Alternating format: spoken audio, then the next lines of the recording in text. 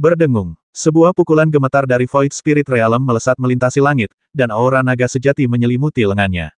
Meskipun ia telah berubah menjadi Bai Xiuluo dan meridian abadinya telah terbuka, ia masih mampu menggunakan keahlian uniknya sendiri. Serangan ini luar biasa, seperti guntur dan sulit untuk dilawan. Orang tua yang bertugas mendengus dingin, mengayunkan tombak besi di tangannya, dan meraung dasar monster, mengapa kau begitu sombong? Dor, ruang itu seakan meledak. Pukulan ini langsung membuat lelaki tua yang bertanggung jawab itu terlempar keluar, darah berceceran di langit, tombak darahnya hancur berkeping-keping, dan sebagian dadanya bahkan cekung, terluka oleh segel tinju naga sejati. Menguasai, 5 orang lainnya tercengang. Darah dan energi mengalir deras di sekitar lelaki tua itu, dan luka-lukanya mulai pulih. Bahkan dadanya yang cekung pun kembali rata. Matanya tampak sinis, dan ia mengerutkan kening, berkata, pantas saja Natavia begitu menghargai anak ini. Bai Xiuluo memang monster, seperti binatang buas. Jika kita di dunia spiritual bisa mengendalikan dan menjinakkan binatang ini, kita akan tak terkalahkan. Kalian tahan dia, aku akan membentuk formasi pemurnian darah dan mengubahnya menjadi salah satu mayat pertempuranku. Mulai sekarang, dia akan berada di bawah kendaliku. Bagus. Kelima pria super kuat itu meraung dan menggunakan keterampilan unik mereka untuk membasmi satu persatu. Aku berubah menjadi Bai Xiuluo. Meskipun hati nuraniku telah hilang, kecerdasan spiritualku masih ada. Menghadapi kekuatan darah yang luar biasa yang dikerahkan oleh kelima orang itu, aku tidak memaksakannya. Lagi pula, bahkan kekuatan Bai Xiuluo pun mungkin tidak mampu membasmi orang-orang kuat yang sangat penting di dunia spiritual ini. Dengan sedikit goyangan telapak tanganku, sebuah harta karun yang terbungkus kekuatan spiritual muncul di telapak tanganku. Itu adalah kipas gagak emas. Saat pikirannya bergerak, gumpalan api pucat berputar di sekitar kipas gagak emas, membuatnya bersinar lebih terang. Membasmi, kipas gagak emas menari, dan api hitam yang berkobar menyapu, hampir menyapu beberapa pria kuat, membakar mereka hingga hangus. Bahkan pria yang lebih lemah pun energi darahnya terbakar, dan jejak darah muncul di bahunya. Itu dia, dengan teriakan keras, bilah pedang bulan kembali mengembun di tangannya, menyabet udara, dan langsung menuju ke orang yang paling lemah. Dasar binatang buas. Ia meraung, dan perisai berkepala singa berwarna merah darah muncul di tangannya. Kekuatan darahnya melonjak, dan ia berteriak, lagi pula aku ini petugas patroli gunung darah. Kau pikir kau bisa membasmiku? Retakan, api pucat yang beterbangan menyapu, dan cahaya pedang menembus perisai darah singa itu. Aku menyerang tanpa suara dan menebas kepalanya dengan pedang. Darah dan daging berceceran di mana-mana, dan seluruh tubuhnya langsung terbelah menjadi 2 bagian, dalam dan otaknya berserakan di tanah. Jiwanya ingin terbang, tetapi aku menahannya dengan satu tangan. Setelah berubah menjadi Bai Xiura, kendaliku atas benda-benda spiritual telah mencapai tingkat tertentu. Jangan basmi aku, kumohon, jangan basmi aku. Dia berubah menjadi bola api merah darah, gemetar dan memohon belas kasihan. Aku mendengus dingin dan menghancurkannya. Dor! Jiwa itu meledak dan berubah menjadi gumpalan debu. Keempat orang lainnya tercengang, dengan ketakutan di wajah mereka. Seorang penguasa sistem gunung darah terbasmi hidup-hidup dan tubuh serta jiwanya hancur total. Mereka tak kuasa menahan rasa duka yang mendalam bagi pihak lain. Di sampingnya, tetua yang bertanggung jawab sedang menyempurnakan formasi besar. Gumpalan simbol berwarna darah membubung, dan seluruh tubuhnya diselimuti energi darah yang kaya, seperti bola raksasa. Sebuah suara muncul dari bola itu, dan ia menggeram, kenapa kau tidak bertindak untuk menekannya? Jangan khawatir, setelah kau membasminya, aku juga bisa menyempurnakan mayat perang. Ya, kelima pria itu menyemburkan kekuatan darah dan meraung saat mereka menyerbu ke depan. Pedang panjang, tombak, dan tombak besi beterbangan di langit, membawa gumpalan kekuatan darah yang mengerikan, menghancurkan kehampaan. Masing-masing dari mereka luar biasa kuat.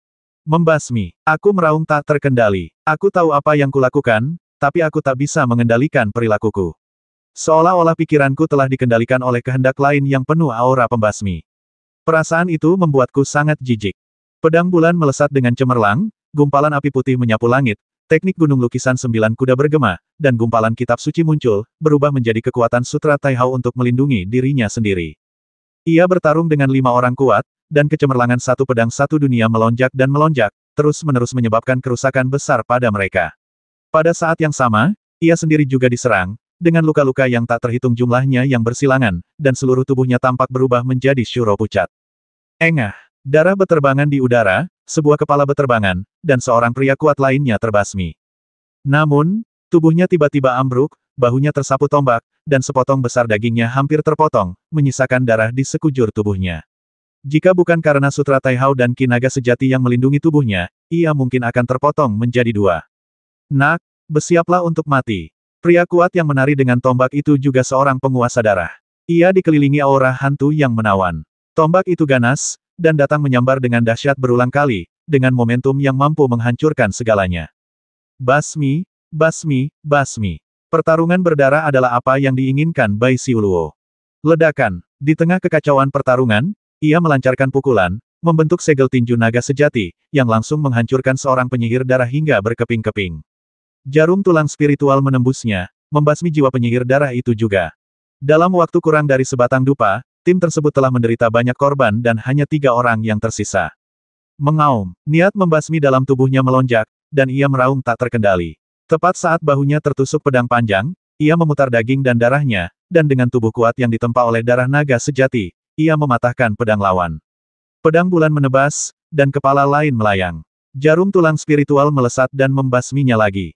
Hanya 2 tuan yang tersisa untuk mengepungku, satu adalah penguasa darah yang memegang tombak, dan yang lainnya adalah seorang pria kuat yang memegang tombak besi. Dia sudah ketakutan saat ini. Penyihir darah yang bermartabat itu juga sosok yang bisa memanggil angin dan hujan di klan kegelapan, tetapi di dunia virtual ini, dia tampaknya telah menjadi mangsa Bai Xiuluo. Bagaimana mungkin dia masih memiliki keberanian untuk melawan? Jangan basmi aku. Salah satu lengannya terpotong dengan kejam dan dia terbang ke arah tepi tembok pembatas, mencoba melarikan diri dari sini. Berdengung, riak ombak memantulkannya kembali, dan dinding pembatas pun tertutup rapat. Itulah mahakarya Tan Tai Yao. Mati, tubuhnya secepat angin, dan tiba-tiba ia melangkah ke udara dan menginjak punggungnya dengan keras. Api putih berkobar dan muncul momentum kehancuran dunia. Dengan suara dentuman keras, seluruh punggungnya remuk dan semua tulangnya patah.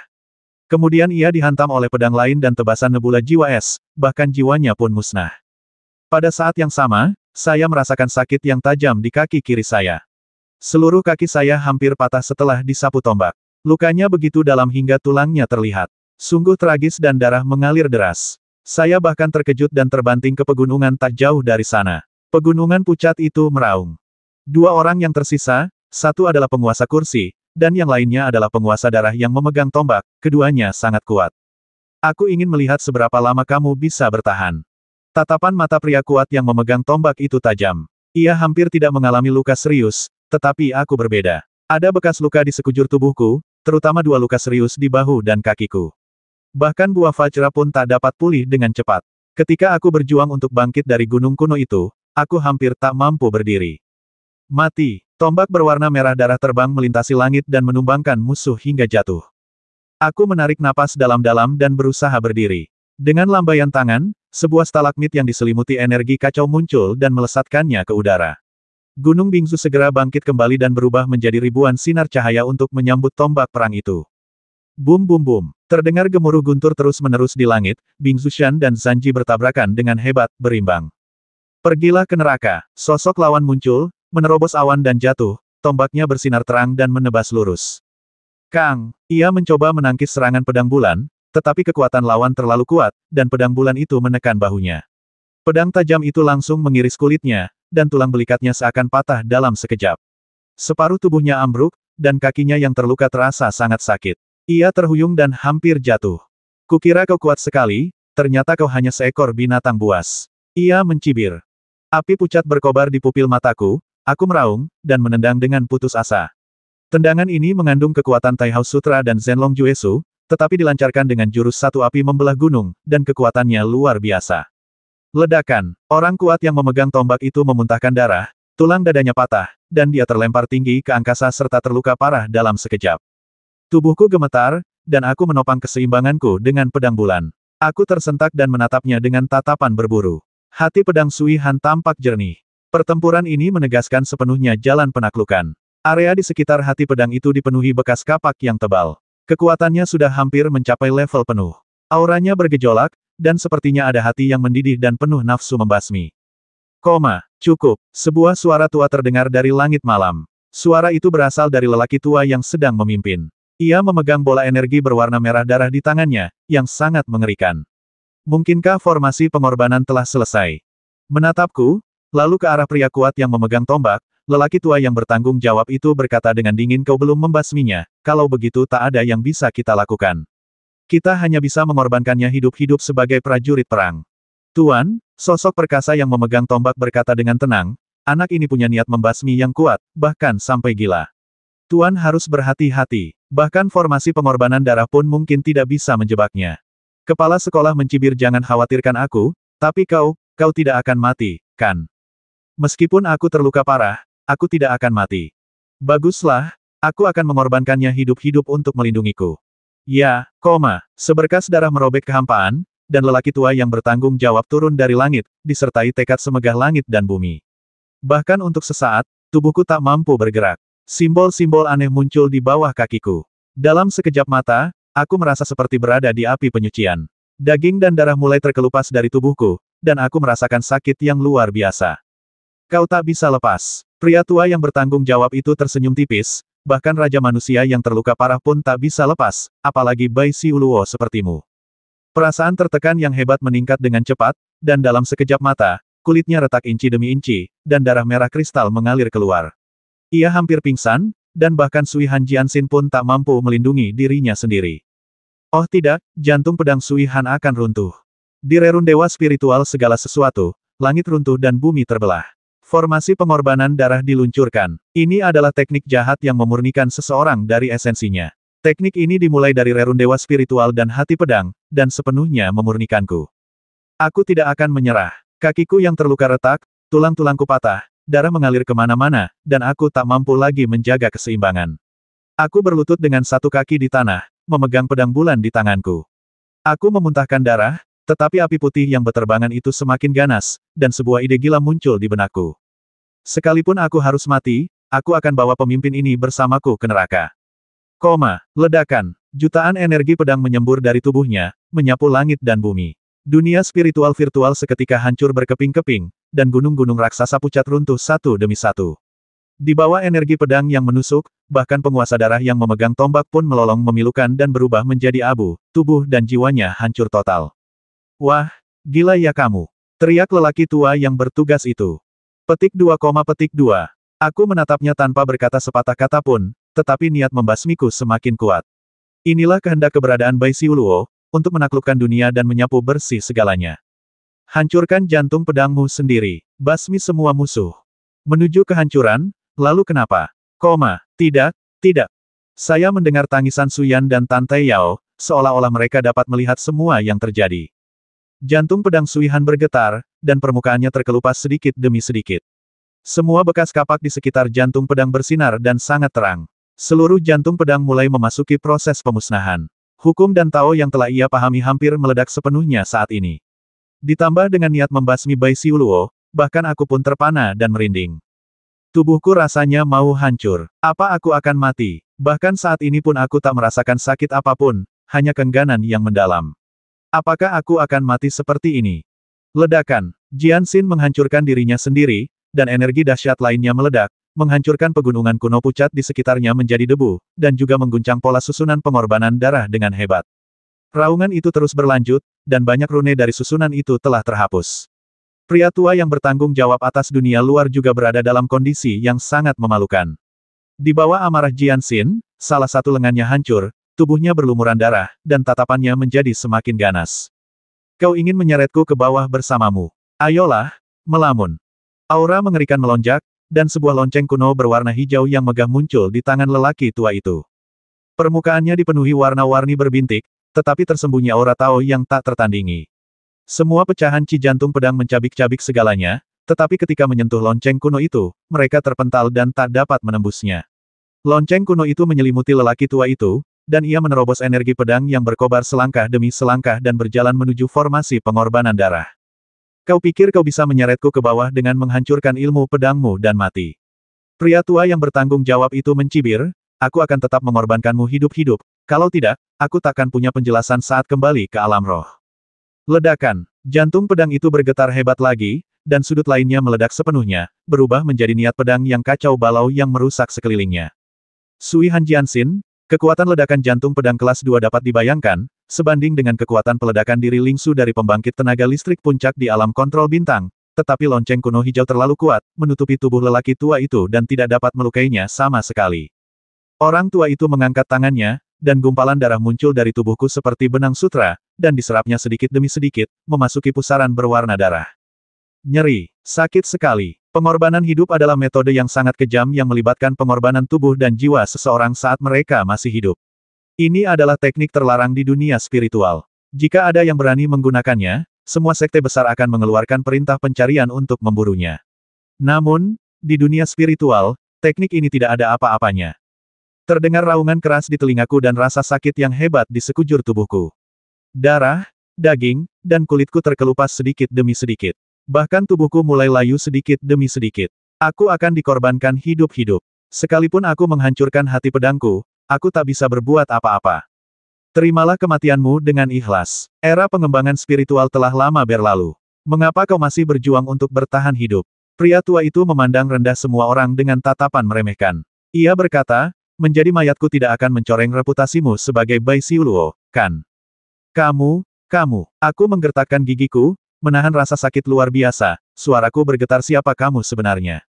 Hahaha, tatapan lelaki tua itu dingin. Tunduk, berikan aku prasasti rahasia teknik naga sejati, gunung lukisan 9 kuda, kuali sapi, dan jalan dewa pedang yang kau kuasai di jalan Raja Manusia. Aku bisa menyelamatkanmu dari rasa sakit. Lagi pula, aku masih menginginkan metode suci tertinggi dari seni rahasia naga sejati. Tekadku samar-samar, dan jiwaku terasa seperti akan dimurnikan. Aku tak kuasa menahan keinginan untuk menyerahkan semua keahlian unikku, tetapi tekad lain di hatiku menekan dan menghentikan pikiran ini. Sudut-sudut mulutku terangkat, dan aku tersenyum getir, berkata, kau menginginkan teknik rahasia naga sejati. Bagaimana aku bisa memberikannya padamu jika kau berdiri begitu jauh? Saat aku berbicara, gumpalan simbol emas muncul di antara kedua alisku. Itu adalah keahlian unik naga sejati yang terukir di kedalaman Lingsu. Haha, penurut sekali. Pria tua yang bertanggung jawab itu berjalan ke arahku selangkah demi selangkah dengan semburat kepuasan di wajahnya. Lonceng hijau kuno di sekelilingnya berdentang, memancarkan suara jalan agung. Tepat ketika ia mendekatiku dalam jarak 10 langkah, aura pembasmi tiba-tiba meledak. 2 jimat lagi muncul di sekitarku. Keduanya adalah jimat dewa warisan dari zaman kuno, dari Gunung Longwu. 2 kekuatan dewa yang sangat dahsyat, satu es dan satu lagi api, meledak. Dengan sisa kekuatan spiritualku, aku membasmi lawan. Ini juga harapan terakhirku. Bum bum bum. Api berkobar dan embun beku pun berkobar. 2 jimat, yang dibalut kekuatan surgawi, membombardir lonceng kuno berwarna hijau itu. Deru terus berlanjut, seolah-olah puluhan gunung kuno mengguncang lonceng kuno itu bersama-sama. Tiba-tiba, lonceng kuno itu memancarkan cahaya yang sangat kuat, dan untaian kata-kata tercetak di udara, melambangkan semacam konfrontasi. Benar saja, lonceng besar ini bukanlah lonceng biasa. Kemungkinan besar, lonceng itu adalah salah satu harta karun rahasia yang diwariskan dari zaman kuno hingga saat ini. Namun, dampak kekuatan ilahi yang dihasilkan oleh pembakaran terus-menerus kedua jimat ilahi tersebut tidak boleh diremehkan.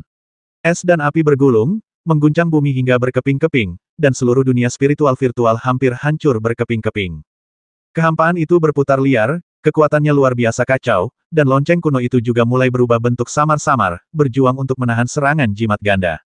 Engah, pria tua yang bertanggung jawab itu memuntahkan seteguk darah, wajahnya semakin pucat. Ia menyeringai muram, kau pikir kau bisa mengalahkanku hanya dengan 2 lembar kertas. Kau hanya melamun. Kalau kau tidak punya cara lain, bersiaplah untuk mati. Ia melangkah mendekat, dan lelaki tua yang bertanggung jawab itu mengayunkan telapak tangannya ke langit, menyapu gumpalan darah. Aku terguncang dan terlempar ke samping, menghantam dinding formasi pengorbanan darah. Terdengar suara retakan yang jelas, dan aku tak tahu berapa banyak tulang yang patah. Aku muntah darah dengan hebat, dan lukaku begitu serius hingga tak mungkin lebih parah lagi. Mati, orang tua yang bertanggung jawab itu meraung, telapak tangannya berubah menjadi telapak tangan raksasa berwarna merah darah dan menghancurkannya, sambil berteriak setelah mengubahmu menjadi mayat perang, aku masih bisa menunjukkan kepadamu keahlian unik Lingsumu. Dengan suara crash, sebuah kipas harta karun berwarna merah menyala muncul di tanganku, mengeluarkan kobaran api yang hebat dan menyerbu langsung ke arah musuh yang kuat. Kipas Golden Crow juga merupakan salah satu harta karunku. Oh, orang tua yang bertanggung jawab itu mencibir harta karun sungai pasir darah benar-benar jatuh ke tanganmu. Lumayan, aku akan mengambilnya untukmu. Menahan api surgawi gagak emas, lonceng kuno berwarna hijau itu berdentang keras. Lelaki tua itu melangkah maju selangkah demi selangkah, dan bahkan menyemburkan darah, ia mengayunkan kipas gagak emas itu. Di saat yang sama, ia juga mematahkan sebagian tulang tanganku, membuatku kesakitan luar biasa. Apakah kamu punya trik lain? Dia mencibir. Lonceng kuno berdentang, dan gumpalan kitab suci emas bertebaran di sekitarnya, menegaskan aura suatu jalan agung. Fondasi yang mendalam inilah yang membuatku mustahil mengalahkannya bahkan setelah menggunakan metodeku yang terus-menerus. Tiba-tiba, aku merasakan hasrat yang mendalam di dalam tubuhku. Tiba-tiba, aku merasakan dadaku membuncit. Sebuah bola cahaya keemasan bersinar seterang galaksi. Itu adalah sinar energi spiritual dari urat langit. Sepertinya ada hubungan dengan lonceng kuno itu dan mulai beresonansi dengannya. Dalam sekejap, lonceng kuno itu berdengung, dan kitab suci emas yang ada di sekitarnya diserap oleh energi spiritual urat langit bagaikan air pasang, dan lonceng kuno itu langsung kehilangan pesonanya. Bagaimana ini bisa terjadi? Mata lelaki tua itu tampak menyeramkan dan ia tak percaya. Kemudian keserakahan muncul di wajahnya. Dasar binatang kecil, kau ternyata punya sedikit energi Dao surgawi. Hahaha, sungguh harta yang luar biasa, itu milikku. Dia melompat ke udara, membuka tangannya dan mencegat kitab suci emas di udara, dan pada saat yang sama menarik kuat, mencoba meraih ki vena surgawi dari tubuhku. Mimpi, di Lingsu, hanya tersisa sepotong jantung pedang Sui Han seukuran kepalan tangan, dan saat itu juga jantung itu meledak sepenuhnya, memancarkan energi pedang yang sangat dahsyat yang melesat ke sekeliling. Pada saat yang sama, aku melompat dan dengan putus asa memotong kepalanya dengan pedang. Perjuangan seekor binatang yang terjebak. Tatapan mata lelaki tua yang bertanggung jawab itu tajam, dan tubuhnya memancarkan aura berdarah, yang mengguncang energi spiritual. Ia mengangkat tangannya dan menamparkan dadaku. Pria ini terlalu kuat, membuat orang-orang merasa putus asa. Panggilan, kehampaan itu tiba-tiba berputar, dan sebuah tas besar muncul di sana, sebuah tas piksiu. Inilah satu-satunya solusi yang kumiliki. Saat tas piksiu terbuka, semua benda terserap dengan liar, terutama lonceng hijau kuno, yang meraung tanpa henti, dan terlahir kembali dengan gumpalan aura Tao. Kitab suci emas muncul, tetapi gumpalan kitab suci itu dengan cepat diserap oleh tas piksiu. Orang tua yang bertugas itu muntah darah hebat dan hampir tidak mampu menahan kekuatan lonceng kuno itu. Bagaimana mungkin aku, makhluk surgawi di dunia spiritual, dihancurkan di tangan semut? Ia meraung memilukan, darah dan energinya meluap-luap, dan ia ingin melawan. Namun pada saat ini, lonceng kuno berwarna hijau itu tiba-tiba retak dengan suara keras, lalu terhisap ke dalam kantong piksiu di udara, lalu lenyap dalam sekejap mata. Akhirnya, bel pun disimpan. Lonceng ini sungguh luar biasa. Lonceng ini mampu menahan hantaman dua jimat tingkat dewa, dan bahkan tidak hancur meskipun terkena hantaman ledakan diri Sui Han Jianxin. Pada akhirnya, tas piksiu terpaksa digunakan untuk meredamnya. Saya tidak mau menyerah. Dihadapkan dengan daya hisap yang luar biasa dari kantong piksiu, kulit lelaki tua itu retak sedikit demi sedikit, rambutnya patah, dan daging serta darah di tubuhnya terkelupas sedikit demi sedikit dan terserap oleh kantong piksiu. Tak lama kemudian, hampir tak ada kulit utuh di tubuhnya. Ia berlumuran darah dan daging, dan tulang-tulangnya terekspos di banyak tempat. Ia tampak begitu mengerikan hingga tak terlihat seperti manusia. Pada saat ini, cahaya tas piksiu juga redup, dan kekuatan spiritual saya habis dan tidak dapat lagi mendukungnya. Mati, gumpalan api pucat yang beterbangan membakar, dan kekuatan Bai Xiuluo meletus. Aku memaksakan diri untuk menopang tubuhku yang hampir hancur dan melompat ke udara. Segel tinju naga sejati terbentuk, dan menghantam kepala lelaki tua yang bertanggung jawab dengan kekuatan seperti gunung kuno. Aku harus membasminya, kalau tidak akulah yang akan mati hari ini. Berani sekali kau, lelaki tua itu meraung, tatapannya tajam, lalu menghantamkan telapak tangannya, yang mendarat tepat di bahuku. Terdengar suara tulang patah, dan tulang belikatku hancur berkeping-keping. Api pucat berkobar dalam hatinya, akal sehatnya sepenuhnya dikalahkan oleh keinginan untuk membasmi, dan dia meninju kepala lelaki tua itu dengan keras. Retakan, tengkoraknya retak, tetapi tekadnya untuk bertahan hidup sangat kuat. Bahkan setelah terluka parah, dia masih mengayunkan telapak tangannya, dan telapak tangannya menusuk perutku dengan embusan. Rasa sakit yang kuat dan hebat datang, hampir membuatku pingsan, tetapi di bawah tekanan semangat juang Bai Xiuluo yang tak terkendali, aku mengabaikannya sepenuhnya, dan segel tinju naga sejati terbentuk lagi, menghantam lehernya. Dor, tulang lehernya seakan terkilir. Pria tua itu tampak sangat tidak nyaman, mulutnya menganga lebar dan memuntahkan darah. Kesempatan bagus. Ia meraih cincin tulang ruang angkasa, mengambil segenggam lumpur pedang, dan memasukkannya ke dalam mulut lelaki tua yang bertanggung jawab. Tiba-tiba ia menamparnya dengan telapak tangannya, dan energi naga sejati mendorongnya, memaksa lumpur pedang masuk ke perutnya. Ledakan. Energi pedang yang tak berujung meledak, seketika menghancurkan tubuh lelaki tua yang bertanggung jawab itu berkeping-keping. Lumpur pedang warisan Dewa Pedang mengandung semangat juangnya yang tak tertandingi. Energi pedang ini bagaikan kutukan, yang jauh melampaui jangkauan teknik satu pedang, satu dunia milikku. Daya hancurnya tentu saja sangat mengerikan. Sekalipun lelaki tua yang bertanggung jawab itu memiliki tubuh yang kuat, ia pasti tak akan mampu menahannya. Darah berceceran di mana-mana, dan tubuh lelaki tua itu hancur total dan meledak. Sesosok merah darah melayang, itu adalah jiwanya. Kau masih mau pergi? Teriakku. Jiwa itu membentur tembok pembatas dengan panik, tetapi di sini dilarang dan tidak dapat melarikan diri. Berdengung, jarum tulang spiritual muncul di tanganku. Meskipun aku hampir tak bisa bergerak karena rasa sakitnya, tidak akan sulit mengorbankan jarum tulang spiritual kecil untuk membasmi jiwanya. Jangan basmi aku, jangan basmi aku. Kesombongan lelaki tua itu lenyap, digantikan oleh nada memohon. Jiwanya terpelintir dan gemetar dalam kehampaan saat ia berkata, asal kau tidak membasmiku, aku bersedia membayar berapapun harganya, bahkan jika itu hanya sebuah senjata sihir transendental. Tidak, aku bersedia memberimu 2 senjata sihir transendental, kumohon jangan basmi aku. Ketua ini sungguh murah hati. Peralatan ajaib yang luar biasa, lebih unggul daripada peralatan dewa, mungkin tidak tersedia bahkan di keluarga terkenal di dunia spiritual, namun dia meminta 2, yang menunjukkan bahwa dia benar-benar kaya. Namun, kecerdasanku langsung tersapu oleh niat membasmi, bodoh amat John dengan senjata ajaib luar biasa itu, basmi saja aku dulu. Jarum tulang spiritual menembus udara, dan napas jiwa itu langsung menghilang dan terbasmi. Kedelapan master super dunia spiritual yang memasuki dunia spiritual virtual hancur. Retakan, aku mendengar suara tulang kaki patah dan terhuyung berlutut. Seluruh tubuhku terasa seperti akan runtuh kapan saja. Mulutku penuh bau amis dan aku memuntahkan seteguk busa darah. Seluruh tubuhku berlumuran darah, tetapi masih ada gumpalan api pucat yang menyala. Aku merasa seolah-olah seseorang memanggilku, dan aku langsung melompat. Ledakan, menembus kabut yang masih tersisa di kedalaman dunia virtual, aku muncul di bumi yang cerah. Meskipun masih di dunia virtual, aku bisa melihat dengan jelas segala sesuatu di dunia nyata. Di saat yang sama, orang-orang di dunia nyata juga bisa melihatku, melihat sosok Shuro dengan api pucat di sekujur tubuhnya, bahkan pupil matanya pun pucat, dan seluruh tubuhnya diselimuti oleh pembasmian dan kekerasan. Tepat di depanku, di seberang tembok pembatas, Suyan dan Tantai Yao menatapku dengan mata berkaca-kaca.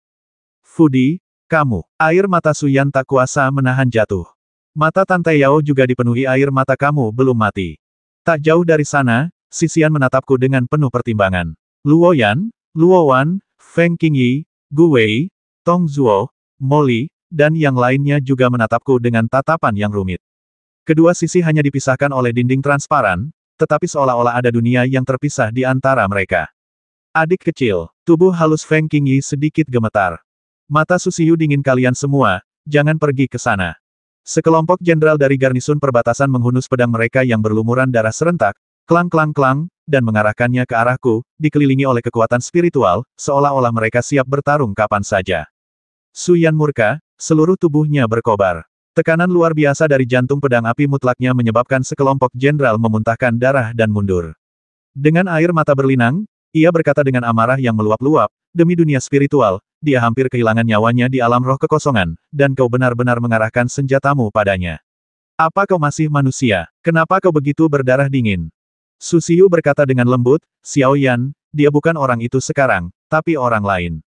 Dor, semangat juang yang membara dan hasrat membasmi yang membara membuatku kehilangan arah. Aku mengepalkan tangan kananku dan menghantamkannya keras ke dinding pembatas, menyebabkan dunia nyata dan dunia virtual bergetar, dan seluruh dunia bergetar. Dor, dia melancarkan beberapa pukulan lagi, tinjunya berlumuran darah.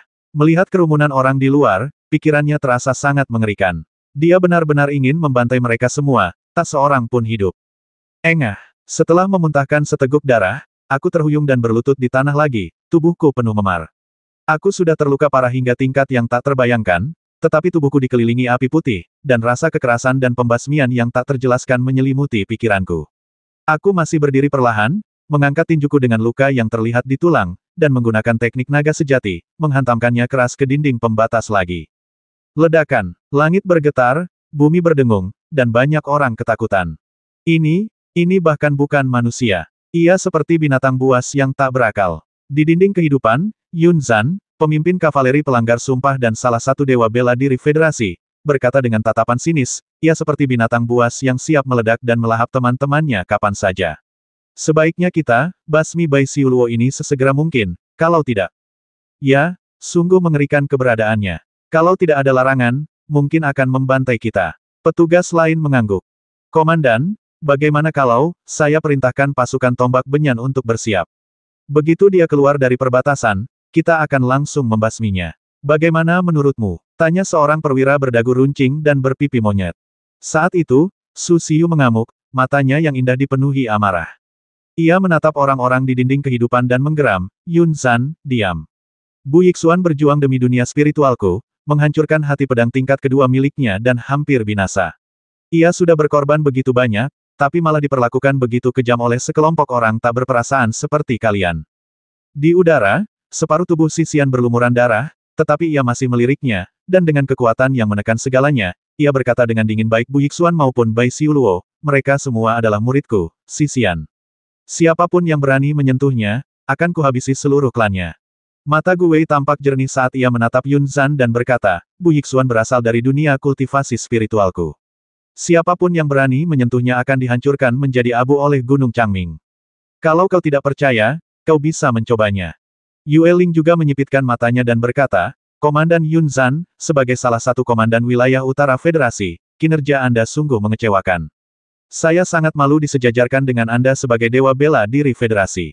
Bahkan seorang tetua penegak hukum dari Tanah Suci berkata dengan dingin, baik Bu Yixuan maupun Bai Siuluo, mereka berdua adalah bagian dari rangkaian pewarisan Tanah Suci kita. Tuan Yun Zhan, Anda bisa menjadi komandan Anda dengan tenang. Ketika saya kembali ke Tanah Suci, saya pasti akan merekomendasikan kepada Tetua Agung untuk menghapus Anda dari daftar Dewa Bela Diri. Orang seperti Anda tidak layak disebut Dewa Bela Diri. Wajah Yun Zhan dan yang lainnya memucat, tetapi mereka tidak melanjutkan bicara. Lagi pula, sulit untuk membangkitkan amarah publik, dan kekuatan apapun dalam kelompok orang ini sudah cukup untuk menghancurkan mereka.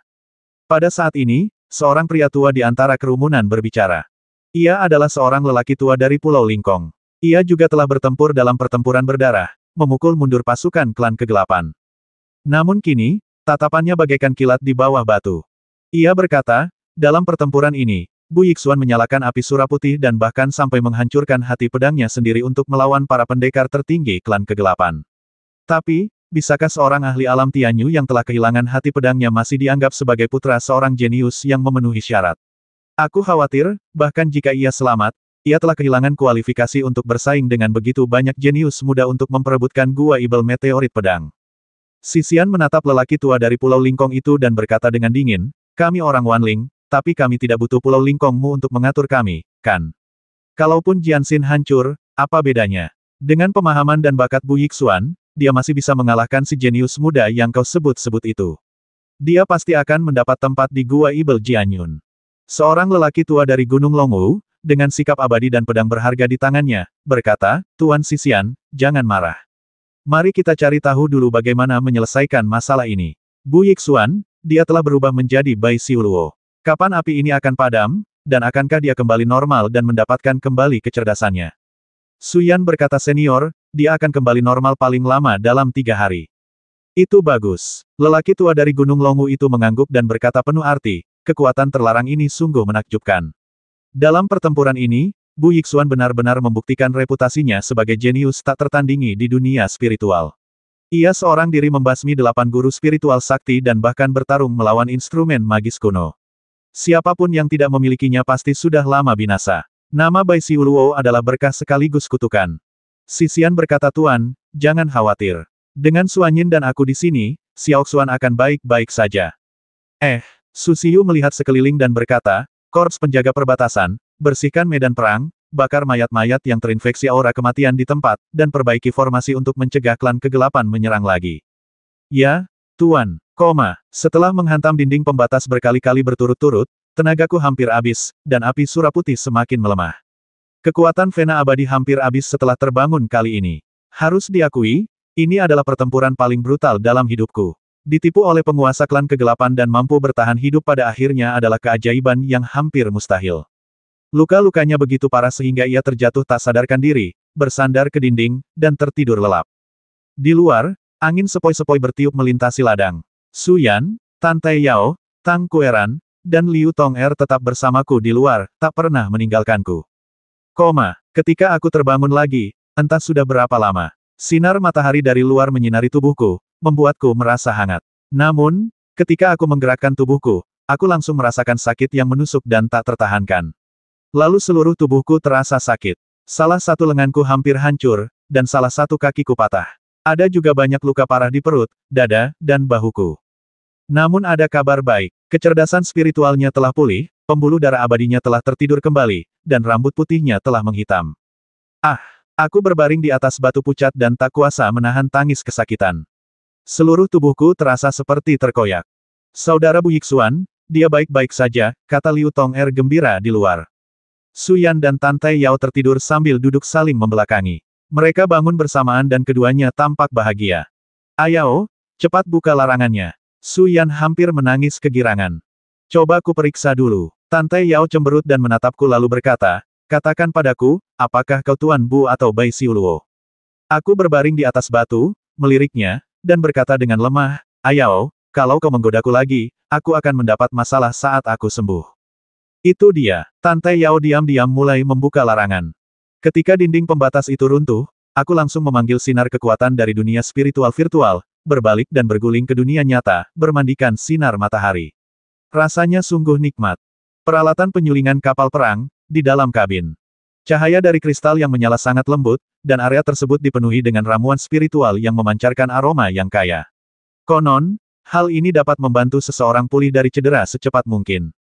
Aku sudah memakan buah berlian lainnya dan berbaring dengan tenang di tempat tidur, menunggu lukaku sembuh. Kabin kecil ini penuh sesak. Su Yan dan Tante Yao duduk di tepi tempat tidur, sementara Tang Kueran, Liu Tong'er, Sisian, Su Lu, Feng Qingyi, Gu Wei, dan yang lainnya berdiri di samping. Bahkan Su Xiyu, Yue Ling, Tong Zuo, Molly, dan yang lainnya ada di sana. Semua orang menatapku dengan hangat. Bahkan, aku menganggap mereka semua sebagai bagian dari diriku sendiri. Bagaimana rasanya di dalam Lingsu? Tanya Sisian pelan. Ia lebih mengkhawatirkan luka-lukaku.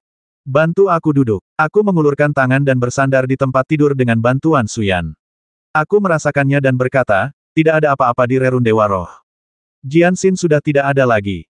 Lalu, bagaimana dengan metode yang tersimpan di jantung pedang? Tanya Sisian cemas. Aku tersenyum dan perlahan mengangkat lenganku yang terluka. Seketika, aura naga sejati berputar di sekitarku, diiringi suara samar 9 kuda melukis gunung. Aku berkata, semua teknik terukir di Rerun Dewa Roh. Selama aku belum mati, seni bela diri ini tidak akan lenyap. Baguslah. Ia menghiburnya, meskipun pendekar pedang itu sudah tiada, kita masih bisa membuat yang baru. Kau tak perlu terlalu memaksakan diri. Aku tahu, Guru. Aku punya rencana. Ngomong-ngomong, di mana adikku? Tanyaku. Su Xiyu berkata, Xuan Yin kembali ke Beilin setelah pertempuran. Ia terkena mantra api lilin Qi Hancuan, kutukan yang sangat kejam. Hanya karena garis keturunan Raja Manusia Xuan Yin yang kuat, ia mampu menahannya. Jika orang biasa, saat lilin itu padam, mereka pasti sudah mati.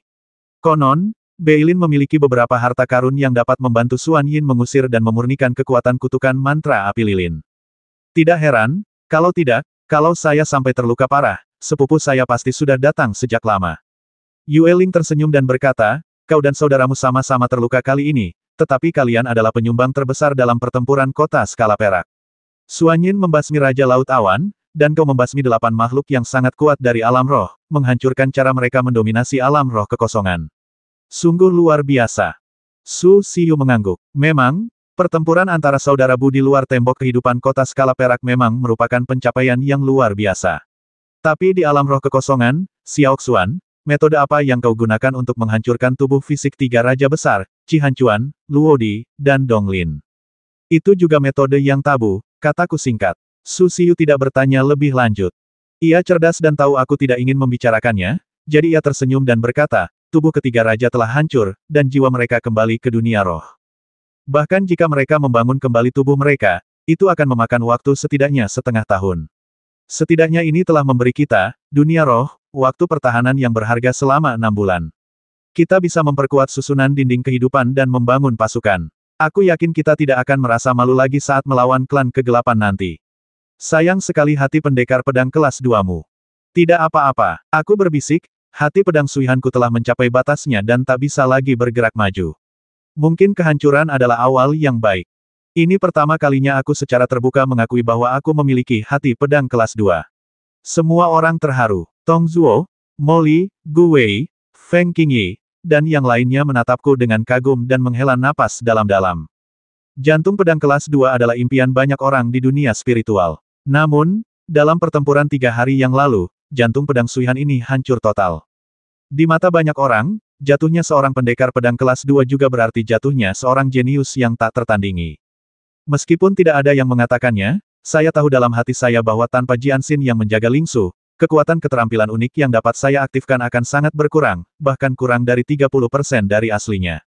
Ayo kembali ke Wanling. Aku ingin istirahat sebentar, kataku. Baiklah, akan lebih baik jika kembali ke Feng Qiyuan lebih awal.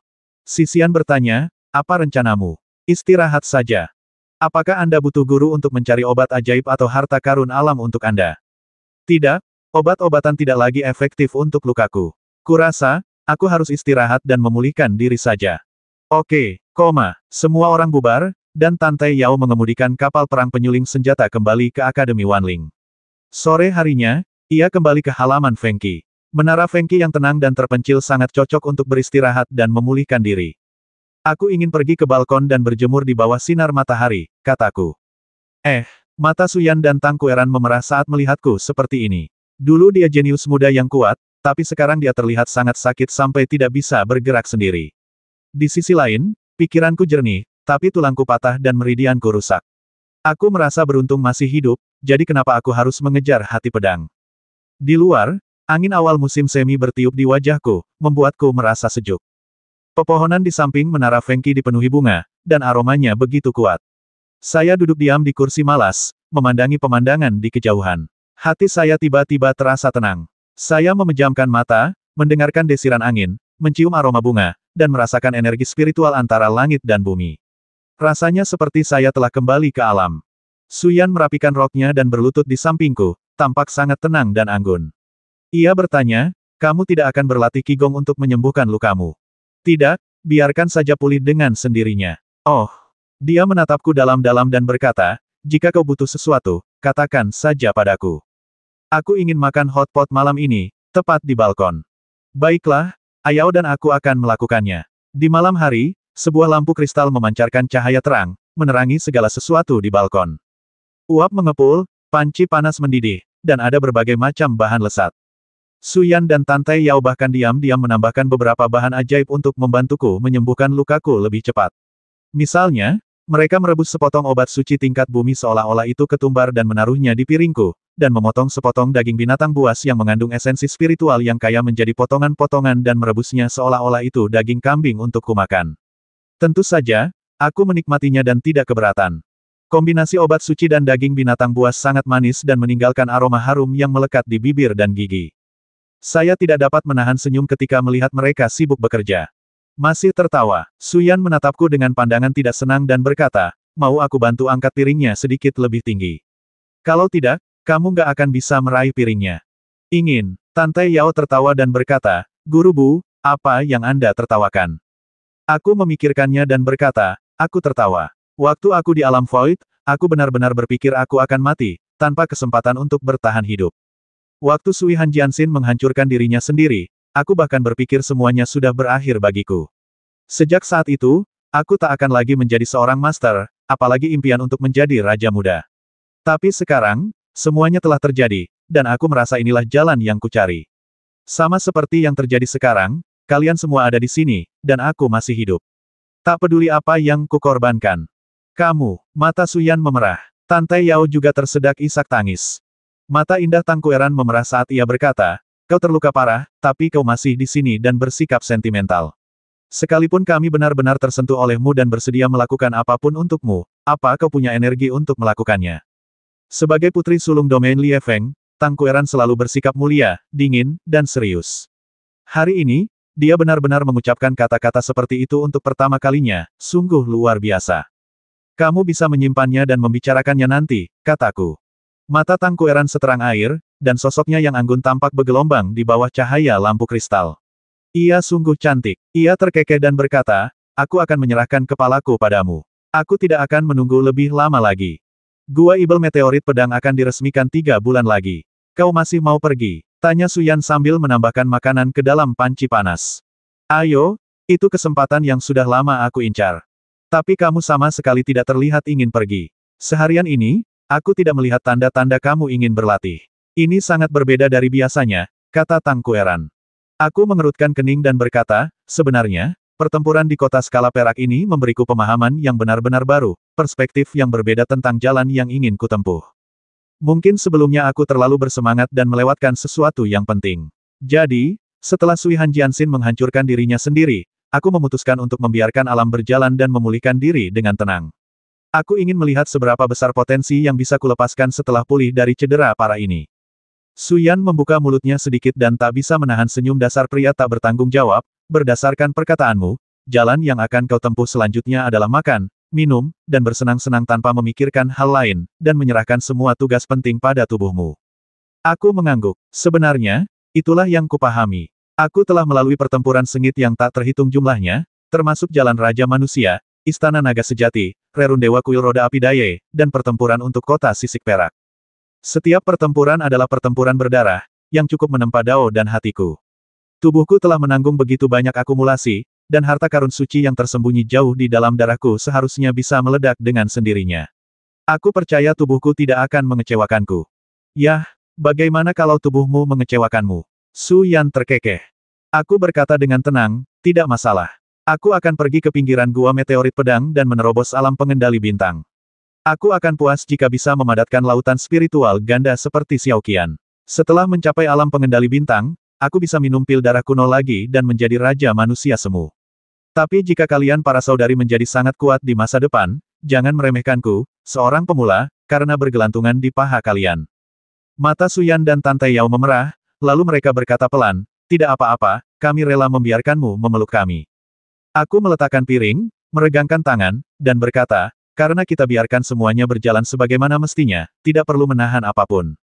Malam ini, Xiaoyan dan Ayao, datanglah ke kamarku dan hangatkan tempat tidurku. Kapan? Sebuah piring menghantam kepalaku, dan pada saat yang sama, dua gadis berteriak dengan marah, kamu bertindak terlalu jauh. Tang Kueran dan Liu Tong'er terkikik, dan seluruh menara Fengqi dipenuhi dengan suasana hangat. Waktu berlalu sedikit demi sedikit, dan aku memulihkan diri di menara Fengqi. Kegiatanku sehari-hari tak lebih dari makan, membaca, atau mengagumi para bijak kuno, mengamati bintang dan meramal, serta mencari takdir. Setiap hari terasa sangat memuaskan, dan tubuhku semakin membaik dari hari ke hari. Dengan obat mujarab berbagai harta langka, tulang-tulangku sembuh sedikit demi sedikit, dan tubuhku semakin kuat dari hari ke hari. Satu-satunya hal yang membuatku sedikit gelisah adalah tidak adanya pergerakan di Rerun Dewa Segala Benda. Setelah jantung pedang Sui Han meledak, Rerun Dewa Segala Benda seakan menjadi tanah tak bertuan. 5 hari kemudian, arwah Nusan akhirnya terbangun di Gunung Bingsu. Arwahnya sudah lebih baik. Ia telah mengonsumsi banyak harta karun alam, yang juga membuat harta karun di cincin tulang ruang angkasa saya mengecil.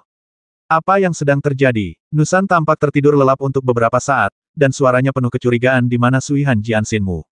Itu meledak. Aku duduk di kursi malas, merasakan angin menerpa wajahku, dan menulis dengan ringan. Setelah ketiga raja itu pergi, ada hal lain yang terjadi. Tanyanya. Ya, kuceritakan padanya bagaimana 8 guru spiritual memasuki dunia spiritual virtual untuk membasmiku. Saya tidak pernah menduga hal itu. Di dalam Gunung Bingsu, seberkas cahaya terang bersinar, perlahan mengembun menjadi seorang wanita yang sangat cantik. Ia mengerutkan kening dan berkata, orang-orang di alam roh sungguh mengagumimu.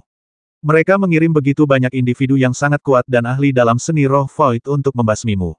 Sayang sekali mereka semua gagal. Pertempuran ini merupakan kekalahan telak bagi alam roh. Hehe, aku yakin setiap suku di alam roh sedang menghentakkan kaki dan memukuli dada mereka dengan penuh penderitaan saat ini. Aku terdiam, kau hanya peduli dengan urusan dunia roh, kenapa kau tidak peduli padaku? Hati pedangku sudah hilang. Nusan mendengus pelan dan tersenyum, kau sendiri tidak terlalu peduli, jadi kenapa aku harus ikut campur?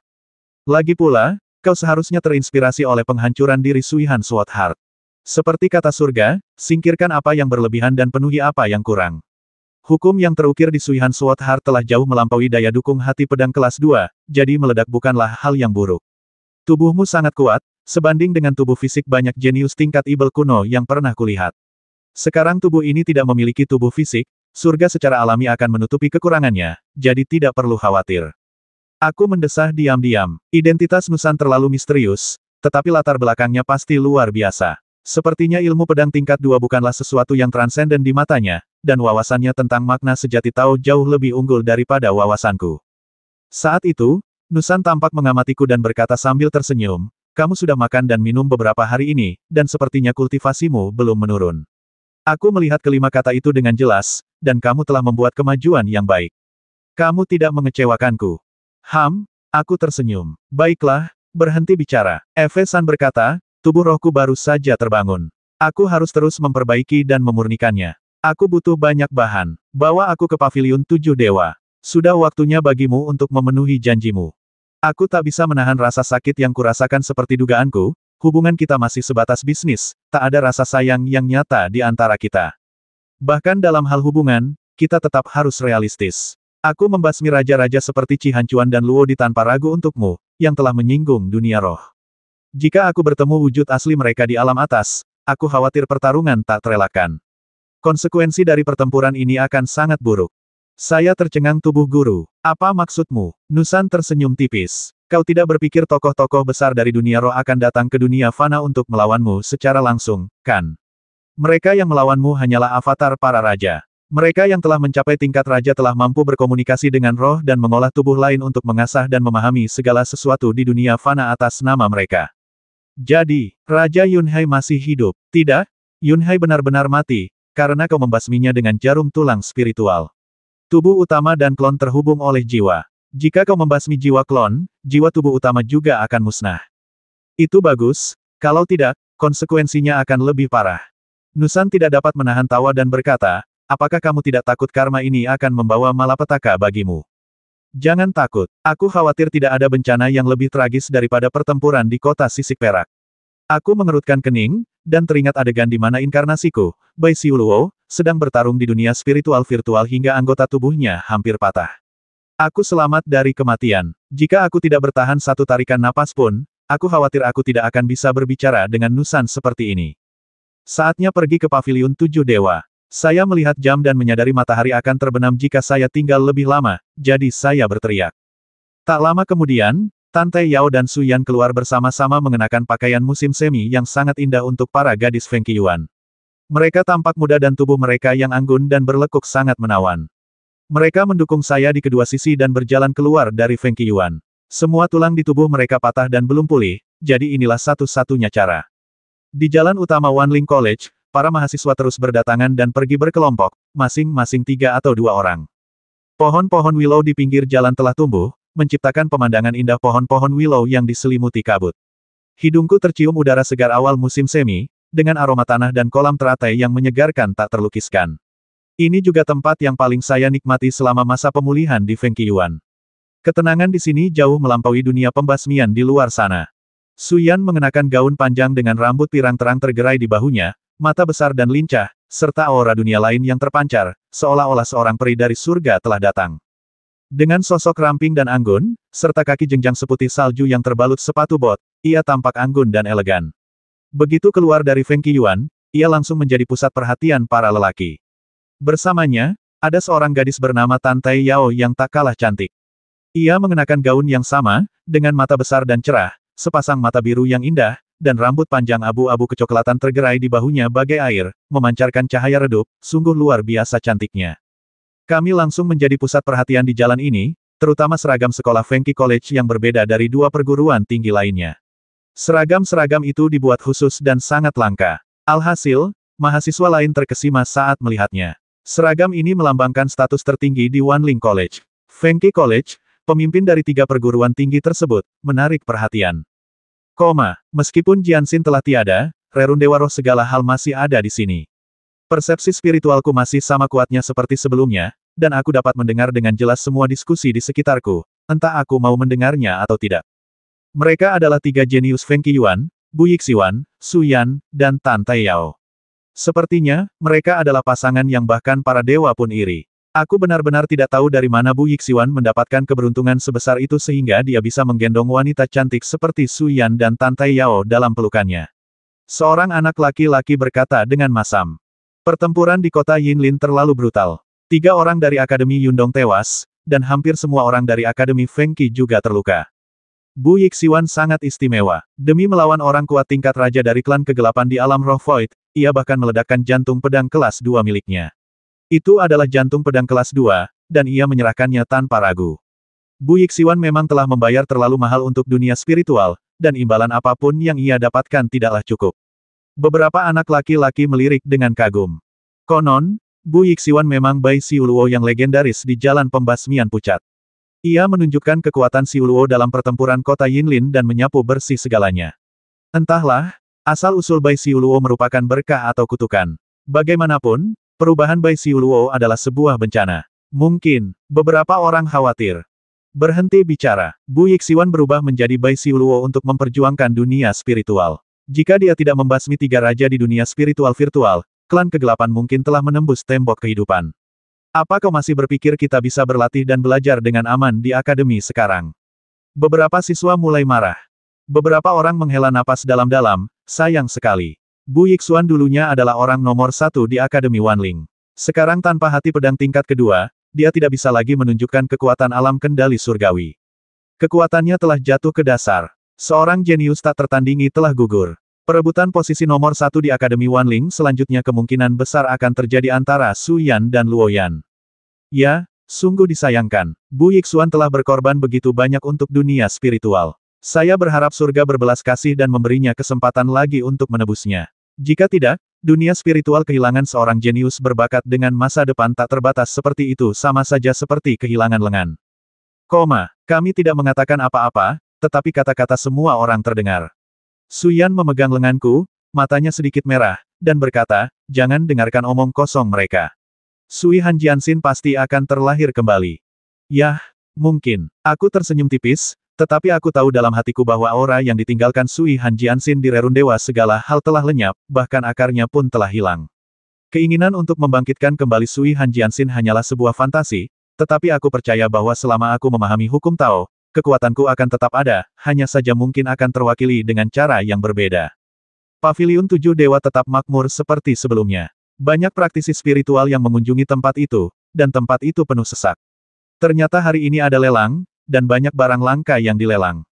Yang Qian tidak memimpin pelelangan sendiri. Ketika melihat saya datang, dia datang untuk menghibur saya sendirian. Setelah pertempuran di kota skala perak, semua orang di dunia tahu bahwa hati pedangku telah jatuh, tetapi Yang Qian tampaknya tidak peduli sama sekali dan masih sangat antusias, tidak seperti beberapa orang kuat di kota Lingshui. Mereka dulu sangat antusias terhadapku dan sering mengirim orang dengan hadiah dan harta langka, tetapi sekarang tidak ada pergerakan. Aku bahkan curiga ada orang yang ingin meminta hadiah kembali. Bagaimanapun, kehilangan Jianxin sama saja dengan kehilangan batu loncatan untuk memasuki alam kendali bintang. Tanpa kepemimpinan Jianxin, mustahil untuk menenangkan gelombang tak berujung saat membentuk laut roh. Su Yan dan Tante Yao juga ada di sini, Yang Qian menyapa mereka dengan hangat, dan bertanya sambil tersenyum, apa yang ingin kalian beli kali ini? Aku berkata terus terang, ayo naik ke lantai 4. Aku ingin melihat harta karun langka itu.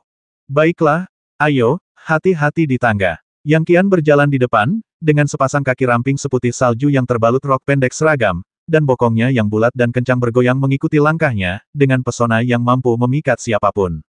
Terlebih lagi, ia berjalan di depan sehingga semburat merah muda tak sengaja terlihat. Aku merasa malu dan terpaksa menundukkan kepala, tak berani melihat. Sebaliknya, Su Yan dan Tante Yao di samping menatapku dengan sepasang mata besar yang indah, penuh niat membasmi, seolah-olah mereka akan merenggut nyawaku jika aku berani menatap mereka sedetik pun. Ada banyak harta karun di lantai 4, termasuk berbagai materi suci. Bukan hanya aku, Tante Yao juga perlu membeli beberapa material suci sebagai suplemen. Banyak material yang telah dihabiskan untuk memperbaiki formasi jimat guk-guk hitam besar dalam pertempuran di kota Yinlin. Meskipun ada banyak harta rahasia di cincin luar angkasa Tante Yao, dia masih perlu mengisi satu lagi. Untungnya, persediaan bahan perbaikan yang dibutuhkan Nusan tidak terlalu banyak, tetapi tetap saja menghabiskan hampir 3.000 kg kristal berkualitas tinggi. Untungnya, saya menemukan begitu banyak kristal di bawah akar pohon anggur suci, kalau tidak, saya pasti sudah bangkrut. Sebenarnya, aku masih membutuhkan bahan utama untuk memastikan keberhasilan ritual ini, kata Nusan lirih. Saya langsung menjadi gugup dan berbisik, apa itu? Lonceng kuno. Aku melihatnya di cincin tulang angkasamu. Mata Nusan berbinar saat ia berkata, aku sangat suka lonceng kuno ini. Bagaimana kalau aku melebur dan menyempurnakannya? Mustahil. Saya menolak mentah-mentah saya juga suka lonceng kuno ini, tapi saya sudah membayarnya dengan nyawa. Meskipun agak retak, lonceng ini tetap sangat berharga. Pelit sekali, ya, mendengus. Sudah lama saya tidak mengunjungi rumah ayah mertua saya. Hari ini tahun baru, jadi saya ke sana. Jadi, saya hanya akan memberi kabar sekali saja hari ini. Di malam hari, langit penuh bintang dan menara Fengqi terasa sunyi. Puncak hijau 100 meter jauhnya diselimuti kabut. Cahaya bulan bersinar terang, menerangi sisi lain puncak dengan warna putih keperakan, menciptakan pemandangan yang indah. Keindahan Feng Qiyuan tak tertandingi di seluruh Akademi Wanling, bahkan di kota Lingshui. Di balkon, sebuah lonceng kuno memancarkan suasana kuno. Sebagian besar tulisan suci di sekitarnya telah terhapus seiring waktu, tetapi lonceng itu masih dapat menghasilkan gumpalan aura kacau yang menyelimutinya. Kata-kata emas menjulang, menguraikan semacam rima sejati dari Jalan Agung. Saya mencoba berkomunikasi dengan lonceng kuno itu, tetapi saya tetap tidak mendapat jawaban. Apa asal-usul lonceng kuno ini? Gumamnya dalam hati. Suara Nusan bergema, mungkin ini instrumen magis dari seorang bijak kuno. Aku bisa merasakan beberapa hukum transendental di dalam lonceng ini. Namun, yang paling kuhargai adalah bahan dari lonceng kuno ini. Kalau tidak salah, lonceng ini pasti terbuat dari emas spiritual kuno.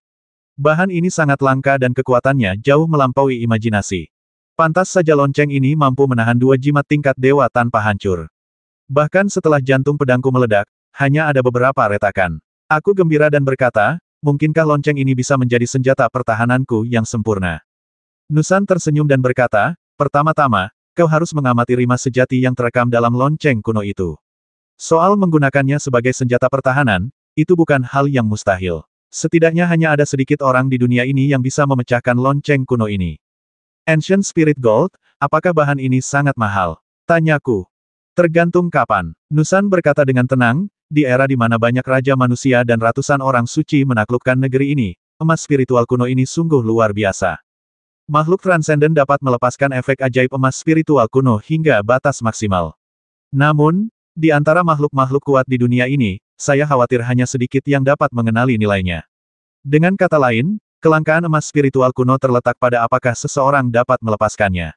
Jika seseorang dapat melepaskannya, satu sudut lonceng kuno ini bisa bernilai seluruh paviliun 7 dewa. Itu berharga. Tanpa sadar aku membuka lenganku dan memeluk lonceng kuno itu, dan Nusan langsung tertawa pah. Saya merasa sangat bahagia. Bahkan jika saya miskin di masa depan, menjual bel ini sudah cukup untuk membuat saya kaya. Saya bahkan bisa membuka 10 kilang minyak keluarga Bu untuk ayah saya. Hei, apa yang kau lakukan? Tak jauh dari sana, Su Yan, yang dikelilingi kekuatan spiritual api, tiba-tiba berbalik dan menatapku, dengan keterkejutan dan kebingungan di matanya yang tajam. Berkomunikasi dengan senjata ajaib, kataku tanpa tersipu. Bah, Su Yan tersenyum, jangan selalu melakukan hal-hal aneh. Apa maksudmu dengan aneh? Aku menggumamkan sesuatu, meninggalkan lonceng kuno itu, dan terus merawatnya dengan secercah kekuatan spiritual, terus mengamati dan memahami keajaibannya, bahkan menyampaikan penafsiran sejati 7 bab langit dan bumi, dan memverifikasinya dengan lonceng kuno ini, tetapi sia-sia. Seolah-olah 7 bab langit dan bumi tidak mengandung makna sejati semacam ini. Tahukah kau, 7 bab langit dan bumi mencatat keberadaan segala sesuatu. Di dalam Gunung Bingsu, Nusan berkata lirih, jangan buang-buang energimu. Makna sejati yang terekam dalam lonceng ini bukan milik dunia ini. Ia melampaui dunia fana tempatmu dilahirkan. Bukankah ini senjata ajaib dari dunia fana? Yah, mungkin itu jatuh pada zaman kuno. Kuno, saya bingung. Nusan tersenyum tipis, yah, memberitahumu terlalu banyak hanya akan membuatmu semakin gelisah. Seperti yang kau lihat, benua roh naga tempatmu berada adalah salah satu dari 3.000 dunia, dan 3.000 dunia terbagi menjadi 3 lapisan atas, tengah, dan bawah. Setiap lapisan memiliki 1.000 dunia. Sayangnya, benua roh naga adalah salah satu dari 1.000 dunia bawah. Jadi, ketika perang pecah di alam atas, bukan hal yang aneh jika beberapa instrumen magis jatuh ke alam bawah. Aku menatap langit yang penuh bintang. Apakah ada dunia di atas sana? Yang tidak dapat Anda lihat adalah tembok pembatas. Nusan tampak tenggelam dalam pikirannya, bergumam, bagaimana mungkin seorang manusia fana bisa melihat sekilas penghalang transendental ini, seperti belenggu. Jika kau saja bisa menembusnya, para tokoh berpangkat tinggi itu tak akan lagi terasa begitu transenden. Aku mengerutkan kening. Mungkin, saya terus mengamati dan memahami Dharma. 3 hari penuh berlalu. Saya hanya menatap lonceng itu setiap hari.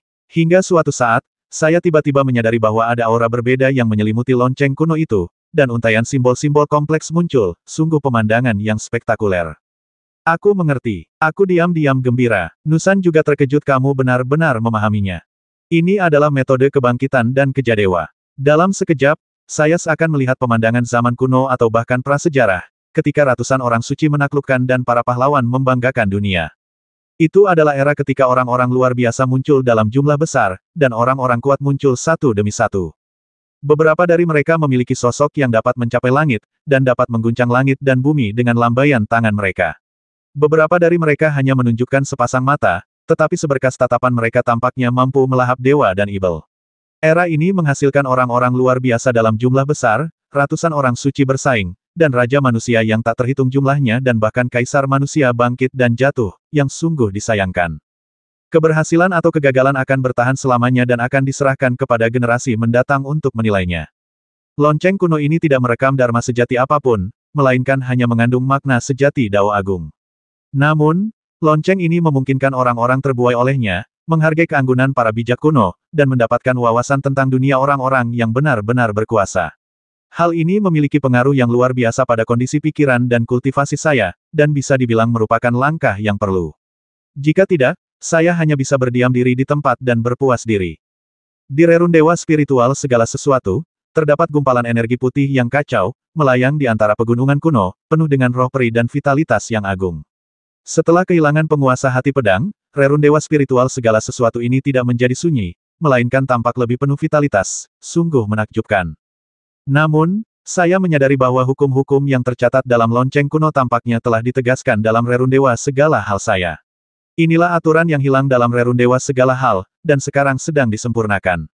Pada awalnya, Sui Han Jianxin memahami banyak hukum. Setelah Jianxin hancur, hukum-hukum ini meresap ke dalam rerun dewa roh segala hal. Rerun dewa roh segala hal dapat menampung segala hal, dan tentu saja juga dapat menampung hukum-hukum ini. Dapat dikatakan bahwa fondasi kultivasi saya tidak hilang karena kerusakan Jianxin, tetapi telah banyak ditingkatkan. Pertempuran berdarah membuat saya memahami arti pengorbanan yang sebenarnya. Seperti yang dikatakan ajaran Buddha, jika saya tidak pergi ke neraka, siapa lagi? Meskipun saya tidak mempraktikkan Buddhisme seperti Zhao Hao, saya mendapatkan pencerahan seperti itu pada saat pertempuran melawan 8 kekuatan super di dunia spiritual. Bahkan dalam menghadapi kematian pada saat itu, saya begitu tenang dan tak kenal takut. Dong, suara lembut datang dari rerun dewa spiritual segala sesuatu.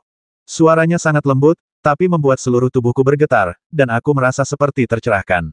Suara ini terasa familiar. Mungkinkah, jauh di dalam rerun dewa spiritualku, hati pedang lain masih dipupuk. Ketika menggunakan kesadaran spiritual untuk mengamati, ia menemukan adanya energi kacau yang berputar-putar di kedalaman rerun dewa spiritual, menghalangi semua penglihatan dan membuatnya mustahil untuk melihat apapun. Kau juga mendengarnya? Tanyaku. Nushan berkata, yah, ini sangat ringan, tapi sangat kuat. Apa itu? Setidaknya itu jantung pedang kelas 2, kan? Jantung itu tumbuh saat kau mengamati jalan lonceng kuno. Sepertinya kau beruntung. Setelah menghancurkan jantung Daomu, kau menumbuhkan jantung baru begitu cepat. Aku belum pernah melihat situasi seperti ini seumur hidupku. Saya tersenyum dan tidak mengatakan apapun. Kenapa kamu tidak gembira? Tanya Nusan sambil tersenyum. Saya ikut tertawa karena menurut saya semuanya sebagaimana mestinya. Terlalu sombong? Ya, mendengus. Setelah terus mengamati makna sejati yang terukir pada lonceng kuno tersebut selama beberapa saat, dan mensyukuri rahmat tak tertandingi serta alam transenden para resi kuno, ia merasa telah memperoleh banyak manfaat.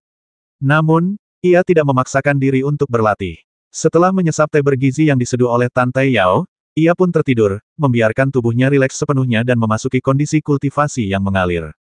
Adapun pendekar pedang baru ini, ia dapat lahir kapan saja ia mau, dan aku tidak akan memaksanya.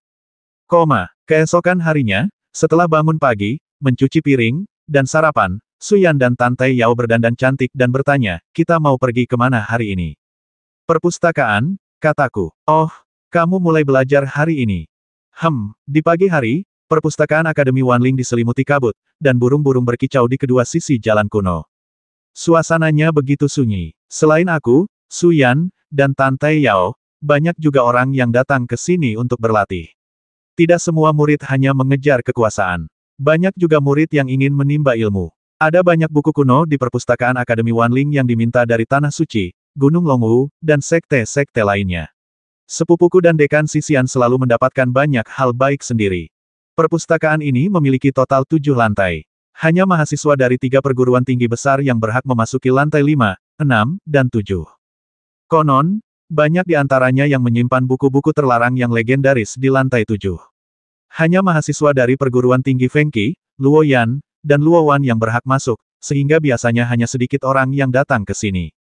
Ketika kami bertiga memasuki lantai 7 di bawah sinar matahari, administrator wanita yang cantik itu sangat terkejut. Ia sangat berdedikasi dan menjaga tempat itu tetap bersih dan tenang meskipun hanya sedikit orang yang datang.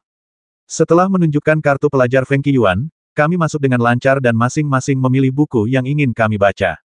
Tante Yao tentu saja mempelajari berjilid-jilid buku kuno tentang formasi, sementara Su Yan memilih beberapa buku tentang api dan aturan ruang dan waktu untuk dibaca.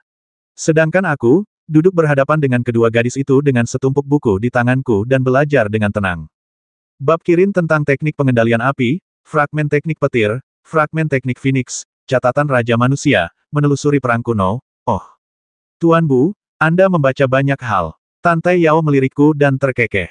Sebenarnya, aku tidak tahu apa yang ingin kulihat, kataku sedikit malu, aku hanya ingin menenangkan pikiranku dan mencari jalan menuju surga yang memang milikku. Tante Yao cemberut, dagunya ditopang tangan, dan ia sengaja sedikit membungkuk, memperlihatkan payudara montok seputih salju di balik kerahnya. Ia bertanya sambil tersenyum, bisakah kau benar-benar tenang? Detak jantungku bertambah cepat, dan wajahku berubah menjadi hijau. Kau setan kecil, jangan macam-macam dengan hati tauku, aku bukan tipe orang seperti yang kau kira. Aku tidak melakukan apa-apa. Kamu hanya kurang pengendalian diri. Dia bersandar di kursinya dan mengambil sebuah buku. Su Yan, memegang buku panduan bela diri yang robek, rambutnya yang panjang dan pirang pucat berkilau diterpa cahaya pagi, berkata, kalian berdua, jangan main-main. Apa kalian tidak lihat administrator sedang mengawasi kita? Akan memalukan kalau kita bertiga dikeluarkan nanti. Yaitu, saya membaca buku-buku kuno selama sebulan penuh dan pergi ke perpustakaan tepat waktu setiap hari. Pada beberapa hari pertama, Su Yan dan Tante Yao ikut dengan saya, tetapi kemudian mereka perlu berlatih sehingga tidak datang. Saya satu-satunya yang gigih setiap hari menghadapi cahaya pagi. Setiap kali saya berjalan di jalan setapak menuju perpustakaan, saya bisa mendengar para siswa mengobrol. Lihat, Bu Yixiwan dari Akademi Fengqi datang ke perpustakaan lagi. Konon katanya dia membaca setidaknya 20 buku setiap hari. Apa dia mau membaca 10.000 jilid? Cek-cek, ternyata orang jenius setingkat Ibel pun tidak bisa ditebak dengan akal sehat. Seorang siswa dari Akademi Fengqi berbisik kepada teman-temannya. Bu Yixiwan telah menghancurkan ilmu pedangnya dalam pertempuran di kota skala perak. Sekarang, bahkan dengan bakatnya yang luar biasa, ia tak tertandingi oleh para jenius seperti Su Yan dan Luo Yan yang memiliki ilmu pedang tingkat tinggi.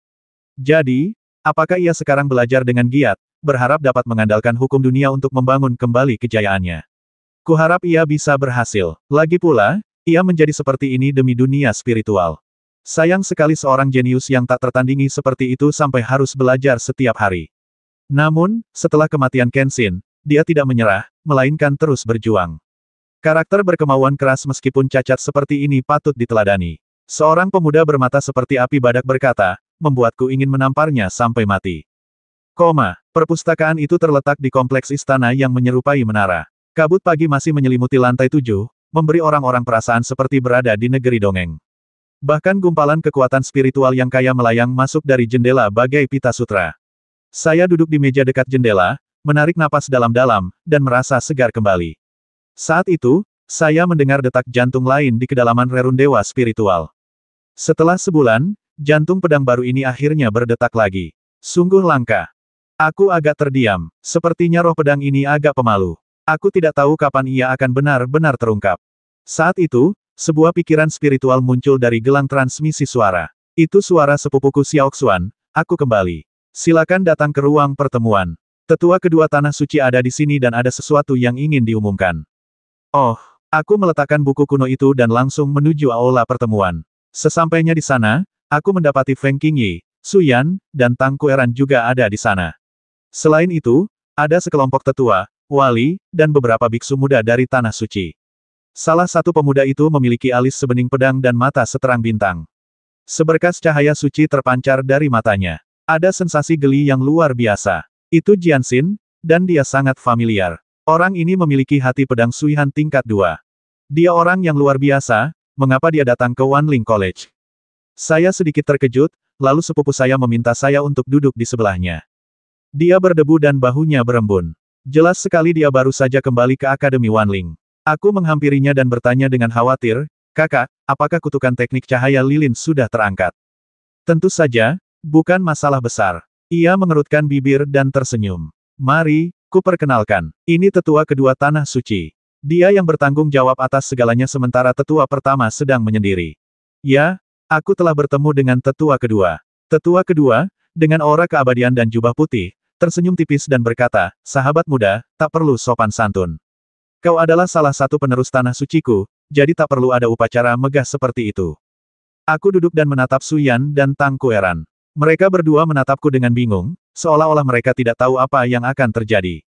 Bu Suanyin tersenyum tipis. "Penatua kedua, jika ada yang ingin kau katakan, sampaikan saja langsung. Semua orang yang seharusnya ada di sini sudah tiba. Kali ini, Akademi Wanling kami hanya mengirim 6 orang ke Gua Ibel Meteorit Pedang untuk memanfaatkan kesempatan ini. Kakak beradik Luo akan masuk di bawah pengawasan wilayah Sungai Luoshen, jadi kami tidak bertanggung jawab atas mereka. 4 orang lainnya adalah Bu Yixuan, Su Yan, Tang Kueran, dan Feng Qingyi. Karena mereka semua sudah di sini, kau boleh bicara terus terang tentang apapun yang kau mau." "Bagus." Tetua kedua berkata dengan tenang, "Gua Meteorit Pedang akan muncul kembali dalam waktu kurang dari 2 bulan. Ini adalah kesempatan langka yang hanya datang sekali dalam ratusan tahun. Jauh di dalam Gua Meteorit Pedang terdapat energi spiritual kuno yang telah kembali ke keadaan semula. Dengan menyerap energi spiritual kuno ini, seseorang dapat membangun lautan spiritual yang tak tertandingi. Disinilah kesempatan itu berada. Tanah Suciku, Menara Api Langit, telah menerima kabar bahwa semua klan di benua ini sangat mementingkan pelatihan di Gua Meteorit Pedang. Di antara mereka, klan Awan adalah yang paling kuat.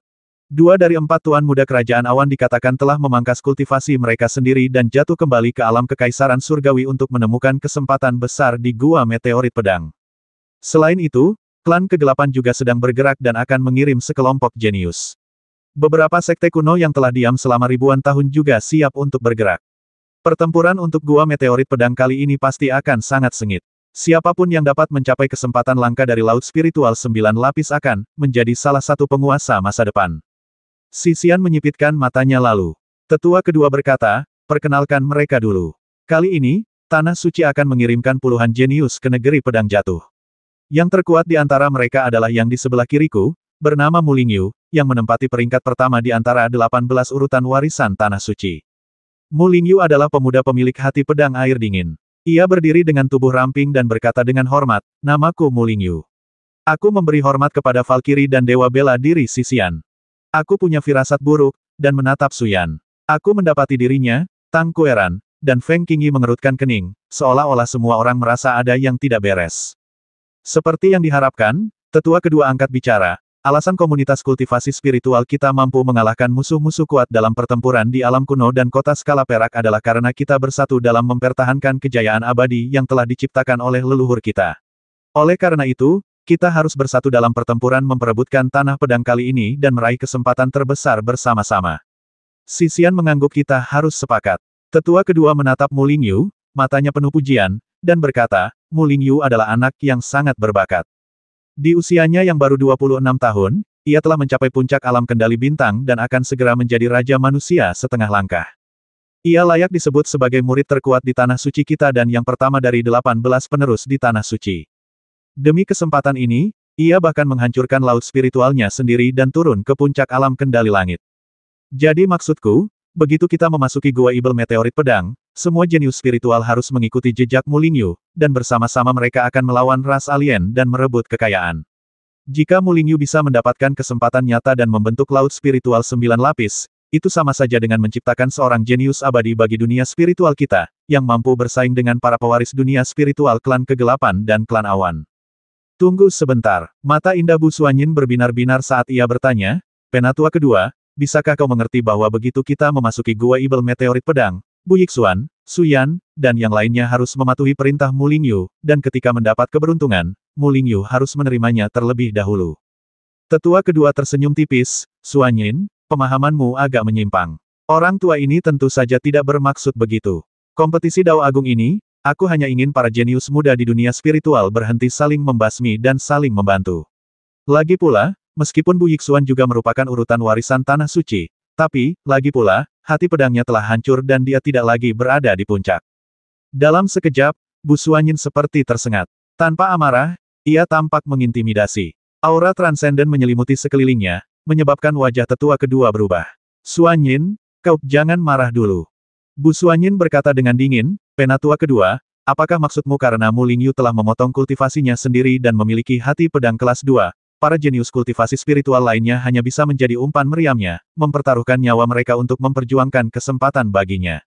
Mu Lingyu mengerutkan kening Tuan Valkyrie, bukan itu maksud kami. Kami hanya berharap dapat memberikan kesempatan kepada orang yang paling mungkin bersaing dengan musuh yang kuat di masa depan.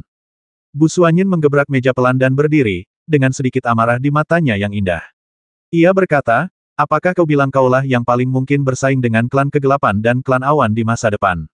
Apakah kau pikir mencapai puncak alam kendali bintang di usia 26 itu luar biasa? Atau apakah kau pikir hati pedang Suihanmu itu luar biasa? Dengan segala hormat, aku, Bu Xuanyin, menjadi raja manusia di usia 25, dan aku tidak sesombong dirimu. Momentum Mu Lingyu segera melemah drastis. Aku berdiri dan tersenyum tenang, seperti yang dikatakan tetua kedua, setelah memasuki gua meteorit pedang, kita akan bersaing untuk menjadi yang terbaik. Kita akan berjuang untuk keberuntungan sebanyak mungkin. Selain teman-temanku, aku tidak akan dengan sengaja membantu siapapun, apalagi menjadi batu loncatan bagi orang lain. Tetua kedua terus mengatakan bahwa aku juga salah satu pewaris Tanah Suci, tetapi menurutku di matamu, aku terlalu rendah, hanya layak menjadi batu loncatan bagi Mu Lingyu ini, kan? Mu Lingyu menggeram, dan kecemerlangan hati pedangnya meledak.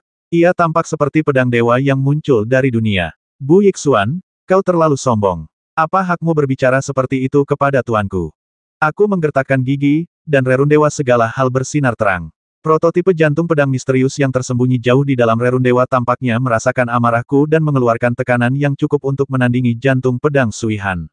Namun, cahayanya terlalu redup, jadi sepertinya itu hanya efek dari rerun dewa segala hal. Sambil menatap Mu Lingyu, aku berkata pelan kenapa aku tidak bisa. Pada saat ini, seberkas energi yang sangat kuat melonjak keluar dari tubuh sepupunya, langsung menekan Mu Lingyu. Matanya yang indah tajam dan berkata, siapa kau? Kau pikir kau yang pertama dalam urutan warisan Tanah Suci dan ingin menyerang saudaraku tepat di depanku. Anda, Mu Lingyu ingin berkata lebih banyak, tetapi ia tertahan dan muntah darah. Untuk membasmi orang seperti itu, sepupunya bahkan tidak perlu melakukan apapun, hanya secerca aura kuat saja sudah cukup. Tetua kedua mengerutkan kening Xuanyin, jangan membuat kekacauan. Tidak perlu begitu. Bu Xuanyin menatapnya dan berkata dengan tenang, penatua kedua, Anda sudah tua dan bingung, kalau tidak, Anda tidak akan pernah melakukan hal bodoh seperti itu. Xuanyin, kamu, penatua kedua, silakan kembali. Sepupuku berkata dengan tenang, Akademi Wanlingku belum ingin memutuskan hubungan dengan Tanah Suci. Mari kita bahas masalah ini setelah penatua pertama keluar dari pengasingan. Mendengus, Mu Lingyu melotot tajam ke arahku dan berkata, kita lihat saja apa yang terjadi setelah kita memasuki Gua Ibel Meteor Pedang. Kamu ingin menyerangku. Aku mengangkat alis. Aku tidak peduli Tanah Suci mana yang kau miliki, jika kau ingin menyerangku, aku tidak keberatan membasmimu. Lagi pula, tetua kedua, mulai sekarang, aku hanyalah Bu Yixuan dari Akademi Wanling. Aku tidak ada hubungannya dengan Tanah Sucimu, dan aku juga bukan penerusmu. Kau boleh mencari siapapun yang kau inginkan untuk mewarisi warisanku. Aku, Bu Yixuan, punya caraku sendiri, dan kau tidak perlu mendikte atau membatasi murid-muridmu. Jika dia berbuat jahat padaku di Gua Meteorit Pedang, aku akan membasminya. Aku serius dengan ucapanku. Ayo pergi. Tetua kedua mengerutkan kening, menghela napas ringan, dan meninggalkan Akademi Wanling bersama sekelompok orang dari Tanah Suci. Kamu memanfaatkan usiamu. Setelah tetua kedua dan yang lainnya pergi, sepupuku berbicara perlahan, wajahnya yang cantik dipenuhi amarah. Jika Tanah Suci tidak datang membantu Wanling saat Wanling dalam kesulitan, aku pasti sudah memberinya pelajaran hari ini. Seorang Mu Lingyu biasa benar-benar ingin merampas kekayaan Akademi Wanling. Aku benar-benar tidak tahu apa yang mereka pikirkan. Sisian merenung dan berkata, meskipun Wanling menolak, sekte dan Akademi bela diri lain mungkin tidak akan menolak. Aku khawatir kita berempat akan ditinggal sendirian setelah memasuki Gua Ibel Meteorit Pedang. Aku mengerutkan kening dan berkata, Tuan, jangan khawatir. Tidak masalah kalau kita sendirian. Sekalipun ada banyak kesulitan dan bahaya, kita berempat akan berjuang keluar dan membentuk laut roh sebelum keluar. Yah, masih ada waktu tersisa, jadi buatlah persiapan lebih awal. Bagus, Xiao Xuan, jangan pergi dulu. Aku punya sesuatu untuk ditunjukkan padamu, kata sepupuku. Jadi, Su Yan dan Tang Kueran kembali ke Feng Qiyuan, Feng Qingyi pergi ke kelas, dan aku tetap tinggal, kembali ke kediamannya bersama sepupuku. Halaman yang tenang dipenuhi kicauan burung dan aroma bunga. Sulu menemaniku dan bertanya sambil tersenyum, apakah kau butuh aku untuk menjaga pintu? Tidak perlu. Bu Suanyin menggelengkan kepalanya, kamu juga harus pergi berlatih. Aku akan memasang batasannya sendiri. Bagus. Sulu berjalan pergi, dan aku mengikuti sepupuku ke dalam gedung kecilnya. Di belakangku, ada cahaya keemasan yang cemerlang dan rune yang menari-nari. Sepupuku telah membuat penghalang untuk menghalangi semua wawasan. Kudengar kamu akhir-akhir ini membaca buku-buku kuno di perpustakaan. Sepupuku berbalik dan duduk malas di sofa. Tiba-tiba ia tampak sangat menawan, dengan lengan jenjangnya bersandar di belakang kepala. Sosoknya yang anggun sungguh memukau. Ia tampak seperti peri yang turun ke dunia fana, dan bahkan tubuhnya memancarkan cahaya redup, yang merupakan kekuatan alam roh darah. Baiklah, aku ingin menyelesaikan semua aturannya. Aku pun duduk dan berkata dengan lembut. Ini adalah arah yang benar. Sepupuku menatapku dengan mata indahnya dan tersenyum penuh arti setelah mendengar kabar kau meledakkan pedangmu. Aku khawatir kau takkan pernah pulih. Sekarang melihatmu seperti ini, aku lega. Ia berhenti sejenak, lalu melanjutkan, sekarang Jianxin telah tiada, semuanya kembali menjadi ketiadaan. Sekarang kita bisa memulai dari awal lagi, ini bencana, tapi juga kesempatan langka. Ya, aku mengangguk. Pada saat itu, mata indah sepupuku berbinar-binar, seakan-akan melihat sesuatu. Ia pun berkata sambil tersenyum, bocah bau, apakah kau sudah membentuk prototipe hati pedang? Kakak, gimana kamu bisa tahu? Masih berusaha menghindari perhatianku. Sepupuku menegakkan tubuhnya dan berkata sambil tersenyum, menyimpulkan prototipe hati pedang adalah yang terbaik. Itu menunjukkan bahwa kultivasi fisik dan pemahamanmu tentang hukum telah mencapai tingkat itu. Aku khawatir kau akan terbasmi di gua Ibel Pedang Jatuh, jadi aku berencana untuk masuk bersamamu. Sekarang sepertinya tidak perlu. Kenapa kamu ikut masuk bersamaku? Aku tercengang. Matanya yang indah menyipit saat ia berkata, kenapa aku tidak boleh masuk? Orang lain bisa memotong basis kultivasi mereka, begitu juga aku. Dengan keberuntunganku, begitu aku memotong basis kultivasiku dan memasuki gua meteorit pedang, aku bisa melewatinya.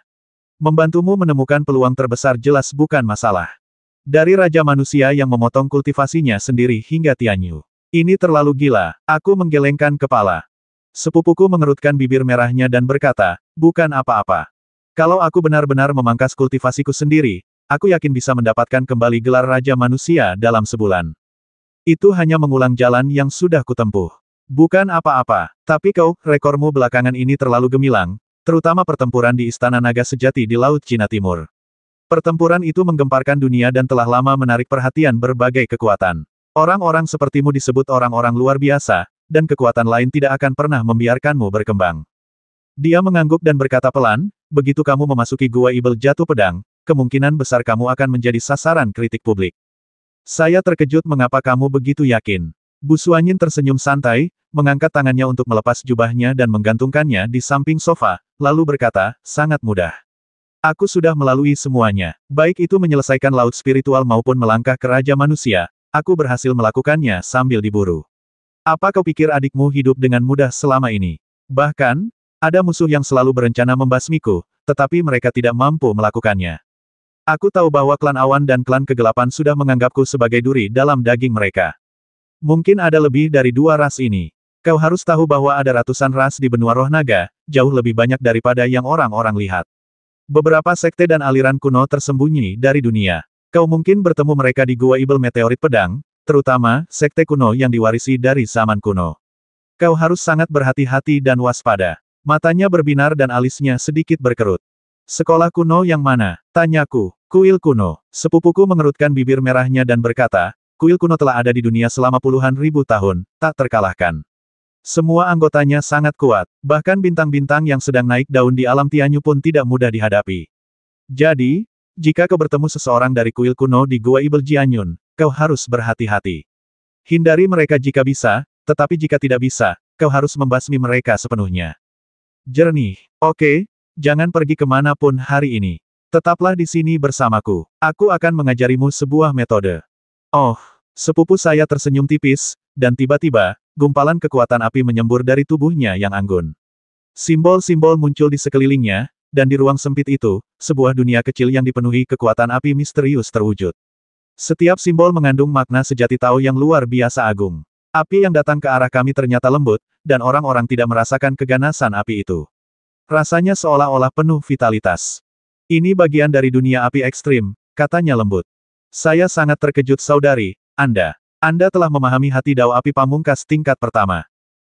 Ia berdiri, seluruh dirinya terpisah dari dunia, memancarkan aura keanggunan dan kecantikan yang tak tertandingi. Ia berkata, tahukah kau? Untuk membangkitkan garis keturunan leluhur, salah satu syarat untuk menjadi raja manusia adalah mencapai puncak dari suatu jalan tertentu. Aku terlahir dengan cermin matahari api, dan puncak dari jalan ini adalah hati Dao api tertinggi tingkat pertama. Aku telah mencapai hati Dao api tertinggi sebelum aku menjadi raja manusia.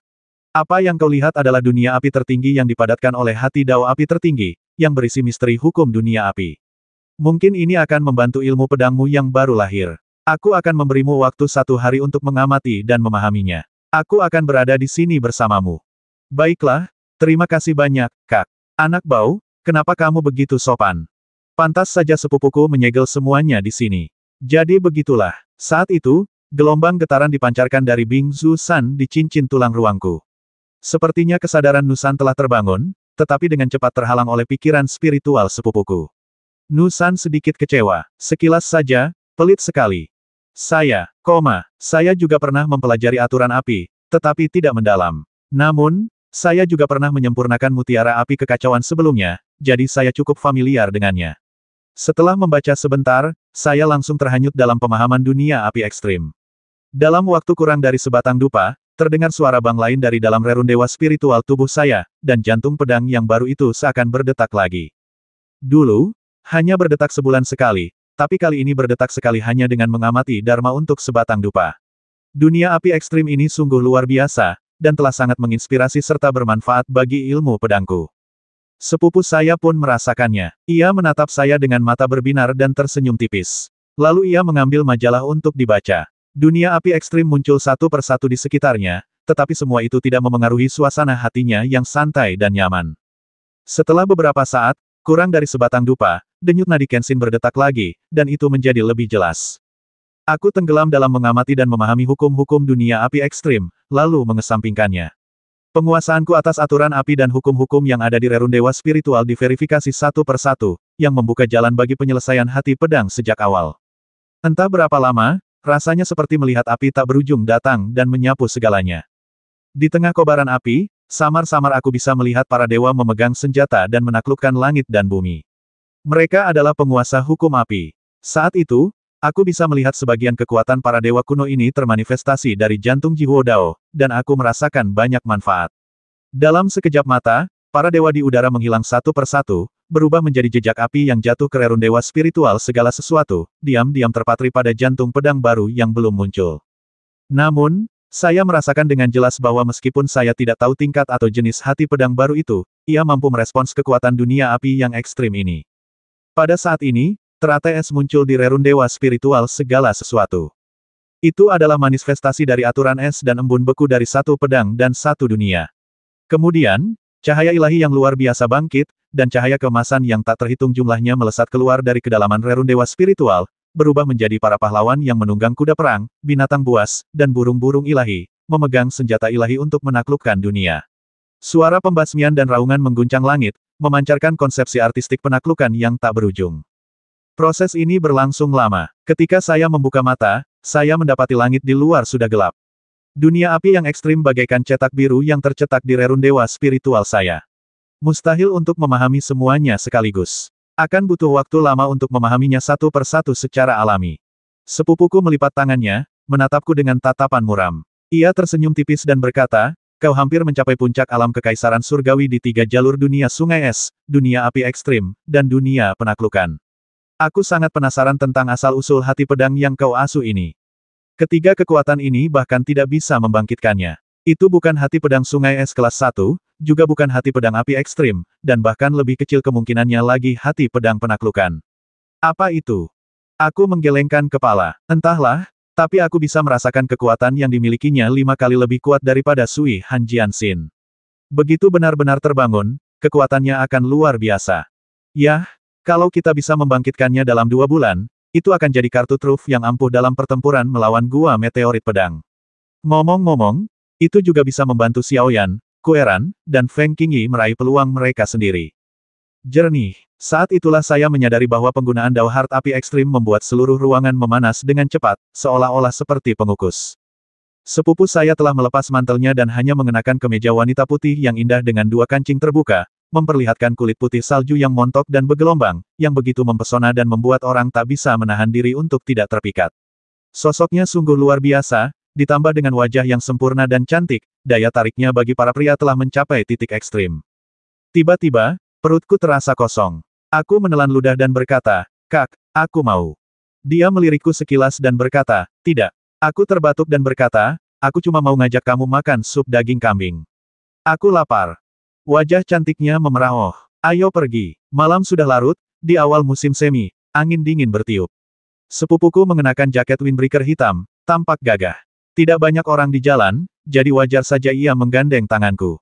Baru pada saat inilah Ratu Utara yang perkasa itu menunjukkan sedikit sikap kekanak-kanakannya. Kami berdua berjalan di jalan yang sepi, merasa sedikit hening. Su Shikeng bilang dia berencana membangun istana untukku, katanya lembut. Saya telah membaca beberapa hal yang tercatat dalam catatan Raja Manusia. Ini telah menjadi aturan kekaisaran roh naga sejak zaman kuno. Setelah seorang Raja Manusia menjadi pangeran sejati, semua kekuatan besar punya alasan untuk membangun rumah megah untuknya. Raja Manusia bahkan memiliki kekuatan untuk merekrut pasukannya sendiri dan mendominasi suatu wilayah. Ini adalah aturan, dan tentu saja juga merupakan kekuatan pencegah. Di mana akan dibangun? Tanyaku. Dia terkekeh di mana Anda ingin membangunnya. Aku berpikir sejenak dan berkata, kota Lingshui adalah kota terbesar dan terkuat di utara, dan berada di garda terdepan badai. Jika kita membangunnya di sini, siapa yang akan menjadi penguasa antara kau dan Tang Anli? Itu pertanyaan tersendiri. Mengapa tidak membangunnya di kota Yinyei? Kota Yinyei mungkin tidak besar, tetapi jika dibangun menjadi istana kerajaan, setidaknya ayah dan paman Fu akan punya tempat tinggal. Ya, itulah yang kupikirkan. Sepupuku mengangguk, matanya menatap tajam ke jalan yang gelap. Ia berkata, aku yakin kau akan menjadi raja manusia di masa depan, dan aku berada di utara, berperang melawan pasukan suku awan dan suku kegelapan. Jadi, istana ini bisa kita miliki bersama. Bagaimana kalau kita beri nama Istana Pangeran Bu? Baiklah, aku akan mencari waktu untuk merekrut pasukan yang kuat untuk melindungi istana. Keluarga Bu kita akan resmi menjadi bangsawan. Ayah pasti akan sangat senang. Hanya ada satu istana kerajaan di seluruh Federasi Longling. Setelah dibangun, istana itu akan menjadi satu-satunya. Restoran daging kambing itu panas sekali. Aku dan adikku sedang berpesta di meja pojok. Meja-meja lain sudah ditempati orang-orang yang bekerja lembur, dan ada juga beberapa pemabuk yang menikmati camilan larut malam, mengobrol keras dan mengumpat. Namun, mereka tidak tahu bahwa Ratu Utara yang mengguncang dunia duduk hanya beberapa meter darinya. Jika mereka tahu, mereka mungkin tidak akan berani bernapas. Setelah makan, aku menepuk perutku dan menyuruh sepupuku pulang. Tunggu sebentar, masuklah sebentar, aku punya beberapa harta rahasia yang hampir lupa ku berikan padamu. Memasuki area terlarang ruangan itu, sepupuku mengambil sebuah benda dari cincin spasialnya. Di bawah pengaruh energi spiritual, sebuah benda logam oval berwarna ungu muncul, dikelilingi aura kekacauan yang samar, dengan jimat kuno. Jelas sekali benda itu bukan benda biasa. Sepupuku tersenyum dan berkata, ini adalah sun emas ungu. Aku mendapatkannya saat penaklukan kerajaan utara. Benda itu dapat mengeluarkan suara yang menggetarkan untuk menyerang dan membasmi musuh. Ini adalah salah satu alat sihir kuno tingkat dewa. Simpanlah dengan baik. Kakak, ini diberikan kepadaku, apa yang akan kakak lakukan? Aku punya harta karun lain, jangan khawatirkan aku. Sambil berbicara, ia menggerakkan telapak tangannya dengan lembut dan harta karun lain muncul. Sebuah armor lembut yang tampak sangat abu-abu, tetapi kekuatan yang terkandung di dalamnya sungguh menakjubkan, bahkan ada sedikit aura familiar. Ini, napas Jiaotu, kan? Ya, ada sedikit bau merica. Zirah ini cukup terkenal. Meskipun merupakan senjata magis tingkat dewa, zirah ini sangat langka. Zirah ini diperoleh dengan memurnikan tulang jimat kura-kura lada. Zirah ini sangat berharga. Setelah dipakai, seolah-olah tidak ada apa-apa di sana, namun zirah ini mampu menahan serangan mematikan. Kau harus memakainya segera setelah memasuki Gua Ibel Meteor Pedang. Dengan begitu, bahkan jika seseorang ingin menyelinap ke arahmu, mereka tidak akan bisa langsung membasmimu. Baiklah, aku mengerti. Setelah menerima baju zirah bermotif lada itu, terciumlah semacam napas jujur. Dan kuno, itu hal yang baik. Kemudian, sepupu saya mengeluarkan buah berwarna emas seukuran apel. Kulitnya tipis, dagingnya empuk, dan aroma buahnya kaya. Buah itu juga merupakan ramuan langka yang merupakan harta karun dari surga dan bumi. Ini buah huntian. Aku menemukannya 10 hari yang lalu di hutan bersalju di Kerajaan Utara. Ini adalah obat suci surgawi, konon memiliki kekuatan untuk menghidupkan kembali orang mati dan memperbaiki keadaan. Jika kau memakannya di saat kritis, mungkin itu bisa menyelamatkanmu.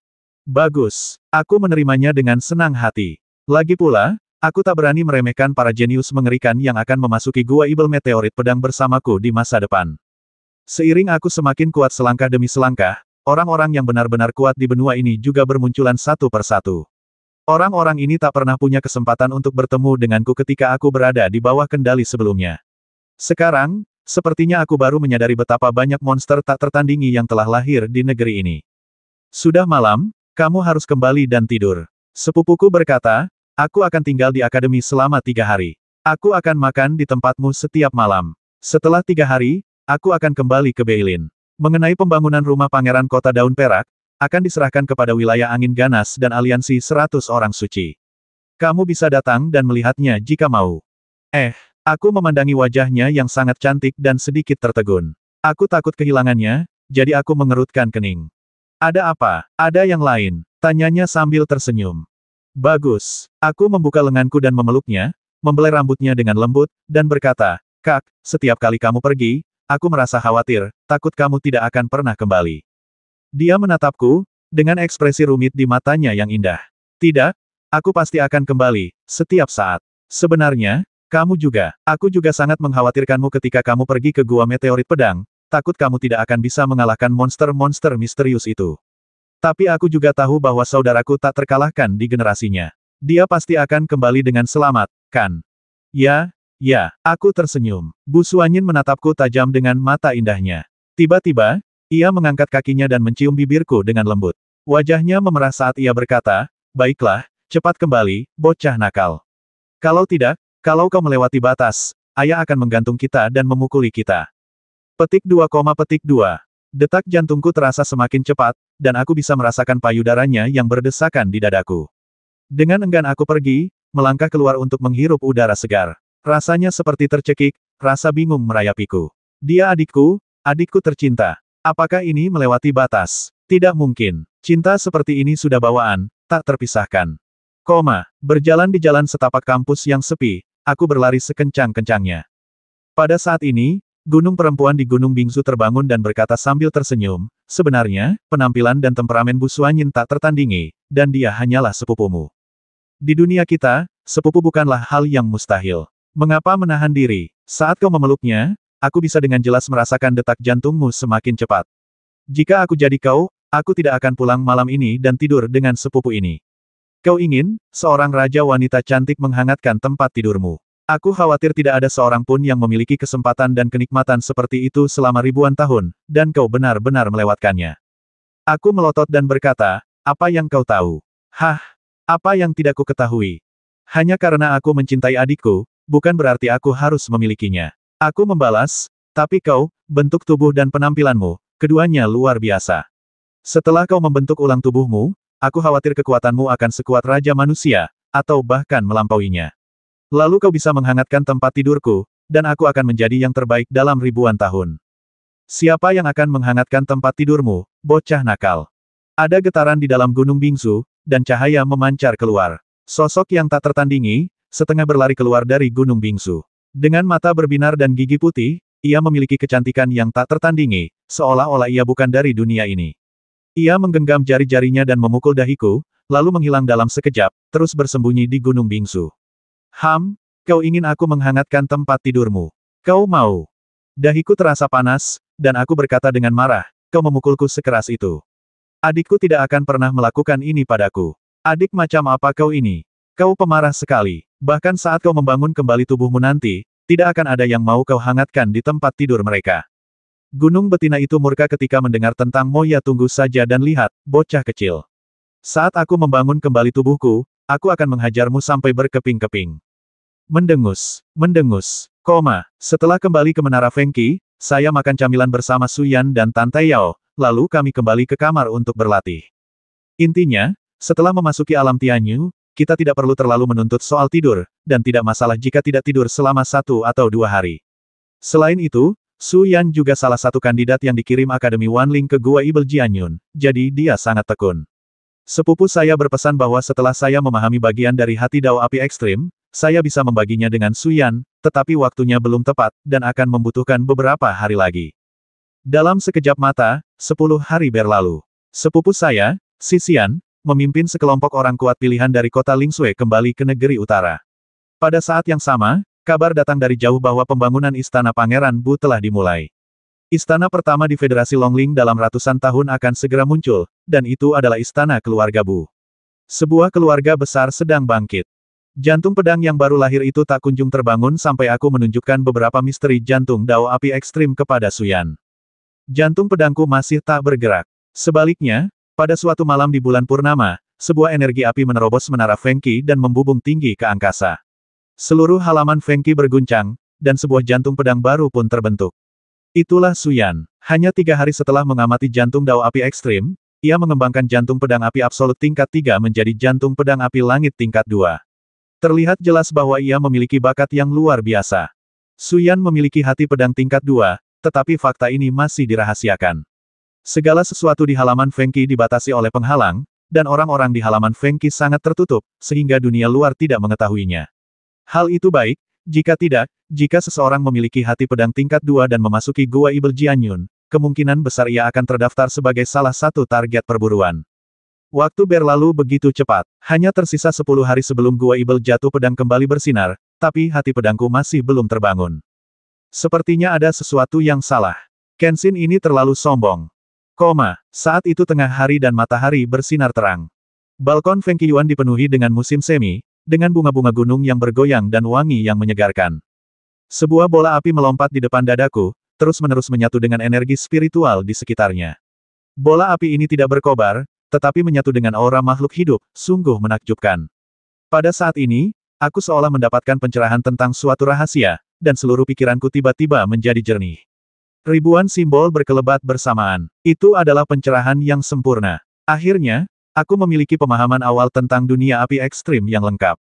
Pada saat ini, gemuruh terdengar di dunia Lingsu, dan bumi dunia Lingsu mulai retak. Ribuan hukum dan simbol menari-nari di udara, dan hati pedang baru muncul dari permukaan. Akhirnya tiba. Saking gembiranya, aku berkata, Nusan, bantu aku meredam kecemerlangan hati pedang ini dan jangan biarkan bocor. Aku tidak ingin siapapun tahu bahwa akulah yang membentuk hati pedang ini. Nusan tersenyum dan berkata, oke, 100 kg materi spiritual. Ini benar-benar kesepakatan. Selesai. Cahaya jimat itu naik ke udara dan menyegel seluruh tubuhku. Bum bum bum. Seolah-olah perubahan yang mengguncang bumi sedang terjadi di Lingsu. Puncak spiritual berbentuk hati yang diselimuti kabut menjulang dari tanah. Detak jantung samar terdengar, seolah-olah kehendak dewa menghantam ujung dunia. Seiring munculnya hati pedang, jejak-jejak bekas kapak juga muncul. Jejak makna sejati dari 9 kuda lukisan gunung, Kuali Hanyu, Sutra Taihao, satu pedang satu dunia, terungkap satu persatu. Di rerun dewa spiritual, semua makhluk hidup muncul dalam keindahan alaminya. Sekelompok rusa spiritual berlari kencang, rerumputan tumbuh subur, ikan-ikan berenang di sungai, dan cahaya kemasan menerpa langit, menyatu menjadi sosok-sosok burung ilahi. Bumi bergemuruh, dan gunung berapi meletus, menyemburkan api, seolah-olah semua makhluk hidup dan segala sesuatu ada di dunia kecil ini, muncul berulang kali, lalu berubah menjadi bagian dari rerun dewa spiritual. Cahaya Dao besar melonjak, menyapu dan berputar di sekitar Jianxin, dengan aura pemahaman Dao besar. Ledakan, di tengah derap langkah kaki yang berat, sosok-sosok kemasan berjalan melintasi pegunungan. Mereka adalah sosok-sosok besar dan suci. Mereka semua adalah sosok-sosok suci kuno yang mulai bermanifestasi di Lingsu, yang juga melengkapi sebagian misteri hukum Jianxin. Seluruh proses berlangsung selama 1 jam. Ketika semuanya mulai tenang, sebuah hati pedang utuh melayang di udara, diselimuti kabut, dan memancarkan aura suci yang kuat. Menghadapi hati pedang itu secara langsung, ada rasa terbakar yang kuat yang membuat orang tak mampu memandangnya secara langsung. Ini adalah kekuatan yang tak tertandingi oleh hati pedang Sui Han, dan ada semacam aura kerajaan yang tersembunyi di dalamnya. Lapisan demi lapisan tekanan menyapu rerun dewa spiritual segala sesuatu. Dalam sekejap, hati pedang ini menjadi penguasa rerun dewa spiritual, membuat segalanya tunduk. Sungguh kuat Kenshin. Saya terkejut. Suara Nusan datang dari Gunung Bingsu, juga sangat terkejut apakah ini. Pedang jantung segala hal yang legendaris. Ya dewa, sejak zaman kuno, hanya ada 10 orang yang mampu menempa pedang jantung segala hal. Beraninya kau. Pedang jantung segala sesuatu, gumamku. Suara Nusan kembali tenang saat ia berkata, ada banyak jenis hati Dao. Hati pedang api ekstrim, hati pedang Gletser, hati pedang ruang waktu, dan hati Dao angin langit semuanya adalah hati Dao tingkat pertama. Namun, hati pedang segala hal adalah puncak dari semuanya. Hati pedang Gletser, hati pedang ruang waktu, dan lainnya semuanya mencapai alam ekstrim tertentu, sebuah langkah yang tak terlampaui. Hati pedang segala hal berbeda. Ia adalah jalan agung yang telah mencapai puncak semua alam. Dalam arti tertentu, ia berada di tingkat yang lebih kuat daripada hati Dao manapun di alam ekstrim. Mengapa dalam arti tertentu, dan bukan pada hakikat? Tanyaku. Nusan tersenyum dan berkata, karena hati pedang segala sesuatu adalah yang paling sulit diasah, meskipun sangat kuat, harga yang harus dibayar juga sangat tinggi. Kalau saya tidak salah, Anda membentuk hati pedang segala sesuatu dengan 3 cara agung api ekstrim, sungai es, dan penaklukan. Oleh karena itu, meskipun hati pedang segala sesuatu Anda kuat, ia belum sempurna. Ia belum mencapai keadaan ekstrim ini dan belum dapat memasuki alam transendensi. Dalam beberapa hal, ia bahkan tidak sekuat hati Dao api ekstrim milik Bu Suanyin. Dengan kata lain, selama saya terus berlatih dan secara bertahap menyelesaikan metode pedang hati segala sesuatu yang belum lengkap, saya dapat mencapai keadaan tertinggi itu. Ya, tapi lebih mudah diucapkan daripada dilakukan. Sepanjang sejarah, pahlawan mana yang memiliki hati pedang segala hal yang tidak ingin menempuh jalan ini? Namun, hanya sedikit yang berhasil mencapai akhir. Lagi pula, kalian berada di alam bawah, di mana banyak hukum belum lengkap. Bahkan aturan energi spiritual di udara pun belum lengkap. Mengembangkan hati pedang segala hal yang lengkap sama sulitnya dengan naik ke surga. Aku memikirkannya dan berkata, Nusan, kalau begitu, jantung pedang ini, dari semua yang ada di hadapanku, belum lengkap. Bisakah ia membuatku menyapu seluruh benua roh naga? Jika hanya dunia ini saja, itu sudah cukup. Tidak apa-apa, tujuanku hanya menyapu bersih benua roh naga. Dasar pecundang, ya, jantung pedang segala hal memancarkan aura tak terkalahkan yang mengejutkan. Aku menyegel aura jantung pedang sepenuhnya begitu rune penyegelnya menghilang. Lagi pula, mengingat status Nusan, jantung pedang segala hal tidak terlalu kuat. Namun, nyatanya, di dunia spiritual dan bahkan di seluruh benua roh naga, jantung pedang segala hal yang belum sempurna ini benar-benar layak masuk dalam kategori transenden. Aku tidak ingin menarik terlalu banyak musuh kuat di gua meteorit pedang, jadi aku perlu menyembunyikan jantung pedang segalanya. Kalau tidak, aku akan mudah menjadi sasaran kritik publik, dan itu akan merepotkan. Sisa hari-harinya hanya dihabiskan untuk pemulihan yang saksama, dan tubuhnya segera mencapai kondisi puncak. Begitu tekanan jantung pedang terungkap, tekanan itu akan memiliki kekuatan yang mengejutkan. Namun, sebelum itu, ia masih harus berpura-pura sakit dan merusak diri sendiri untuk melumpuhkan lawannya. Kultivasi Suyan, Tang Kueran, dan Feng Qingyi juga sangat lancar. Mereka semua mencapai puncak tertentu dan telah mempersiapkan diri sepenuhnya untuk memasuki gua setan meteorit pedang. Bahkan bahan obat dan harta karun pun telah siap. Dapat dibayangkan bahwa memasuki gua setan meteorit pedang ini bukan hanya masa kultivasi dan penempaan, tetapi juga kesempatan besar untuk menjarah. Begitu seseorang terbasmi, harta karun di artefak luar angkasa secara alami akan menjadi milik orang lain, yang akan memicu pertarungan sengit.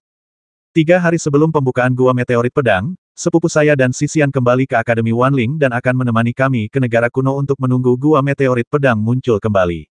Pandangan pertama saja sudah membuat sepupuku tersenyum penuh arti. Meskipun hati pedang segala hal milikku tersegel, ia tak bisa lepas dari tatapannya. Untuk mencapai level ini, persepsi spiritualku terlalu kuat. 2 hari kemudian, kami berangkat dengan seekor guk-guk hitam besar dan menuju perbatasan kuno.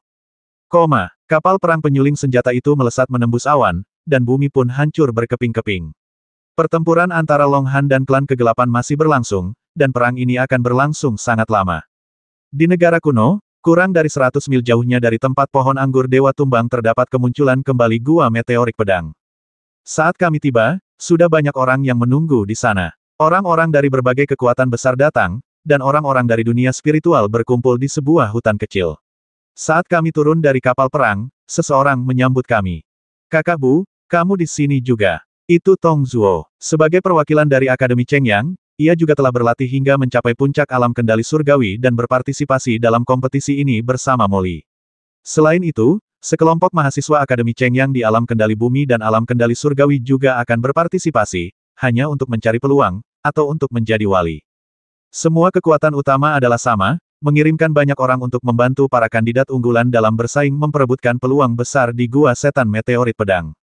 Orang-orang dari Akademi Sengwu juga ada di sini. Baik Namong Yu maupun Fang Qingyuan akan berpartisipasi dalam pertempuran memperebutkan tanah pedang jatuh.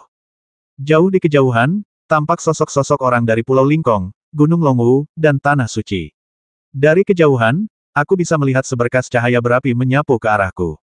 Itu adalah tatapan Mu Lingyu.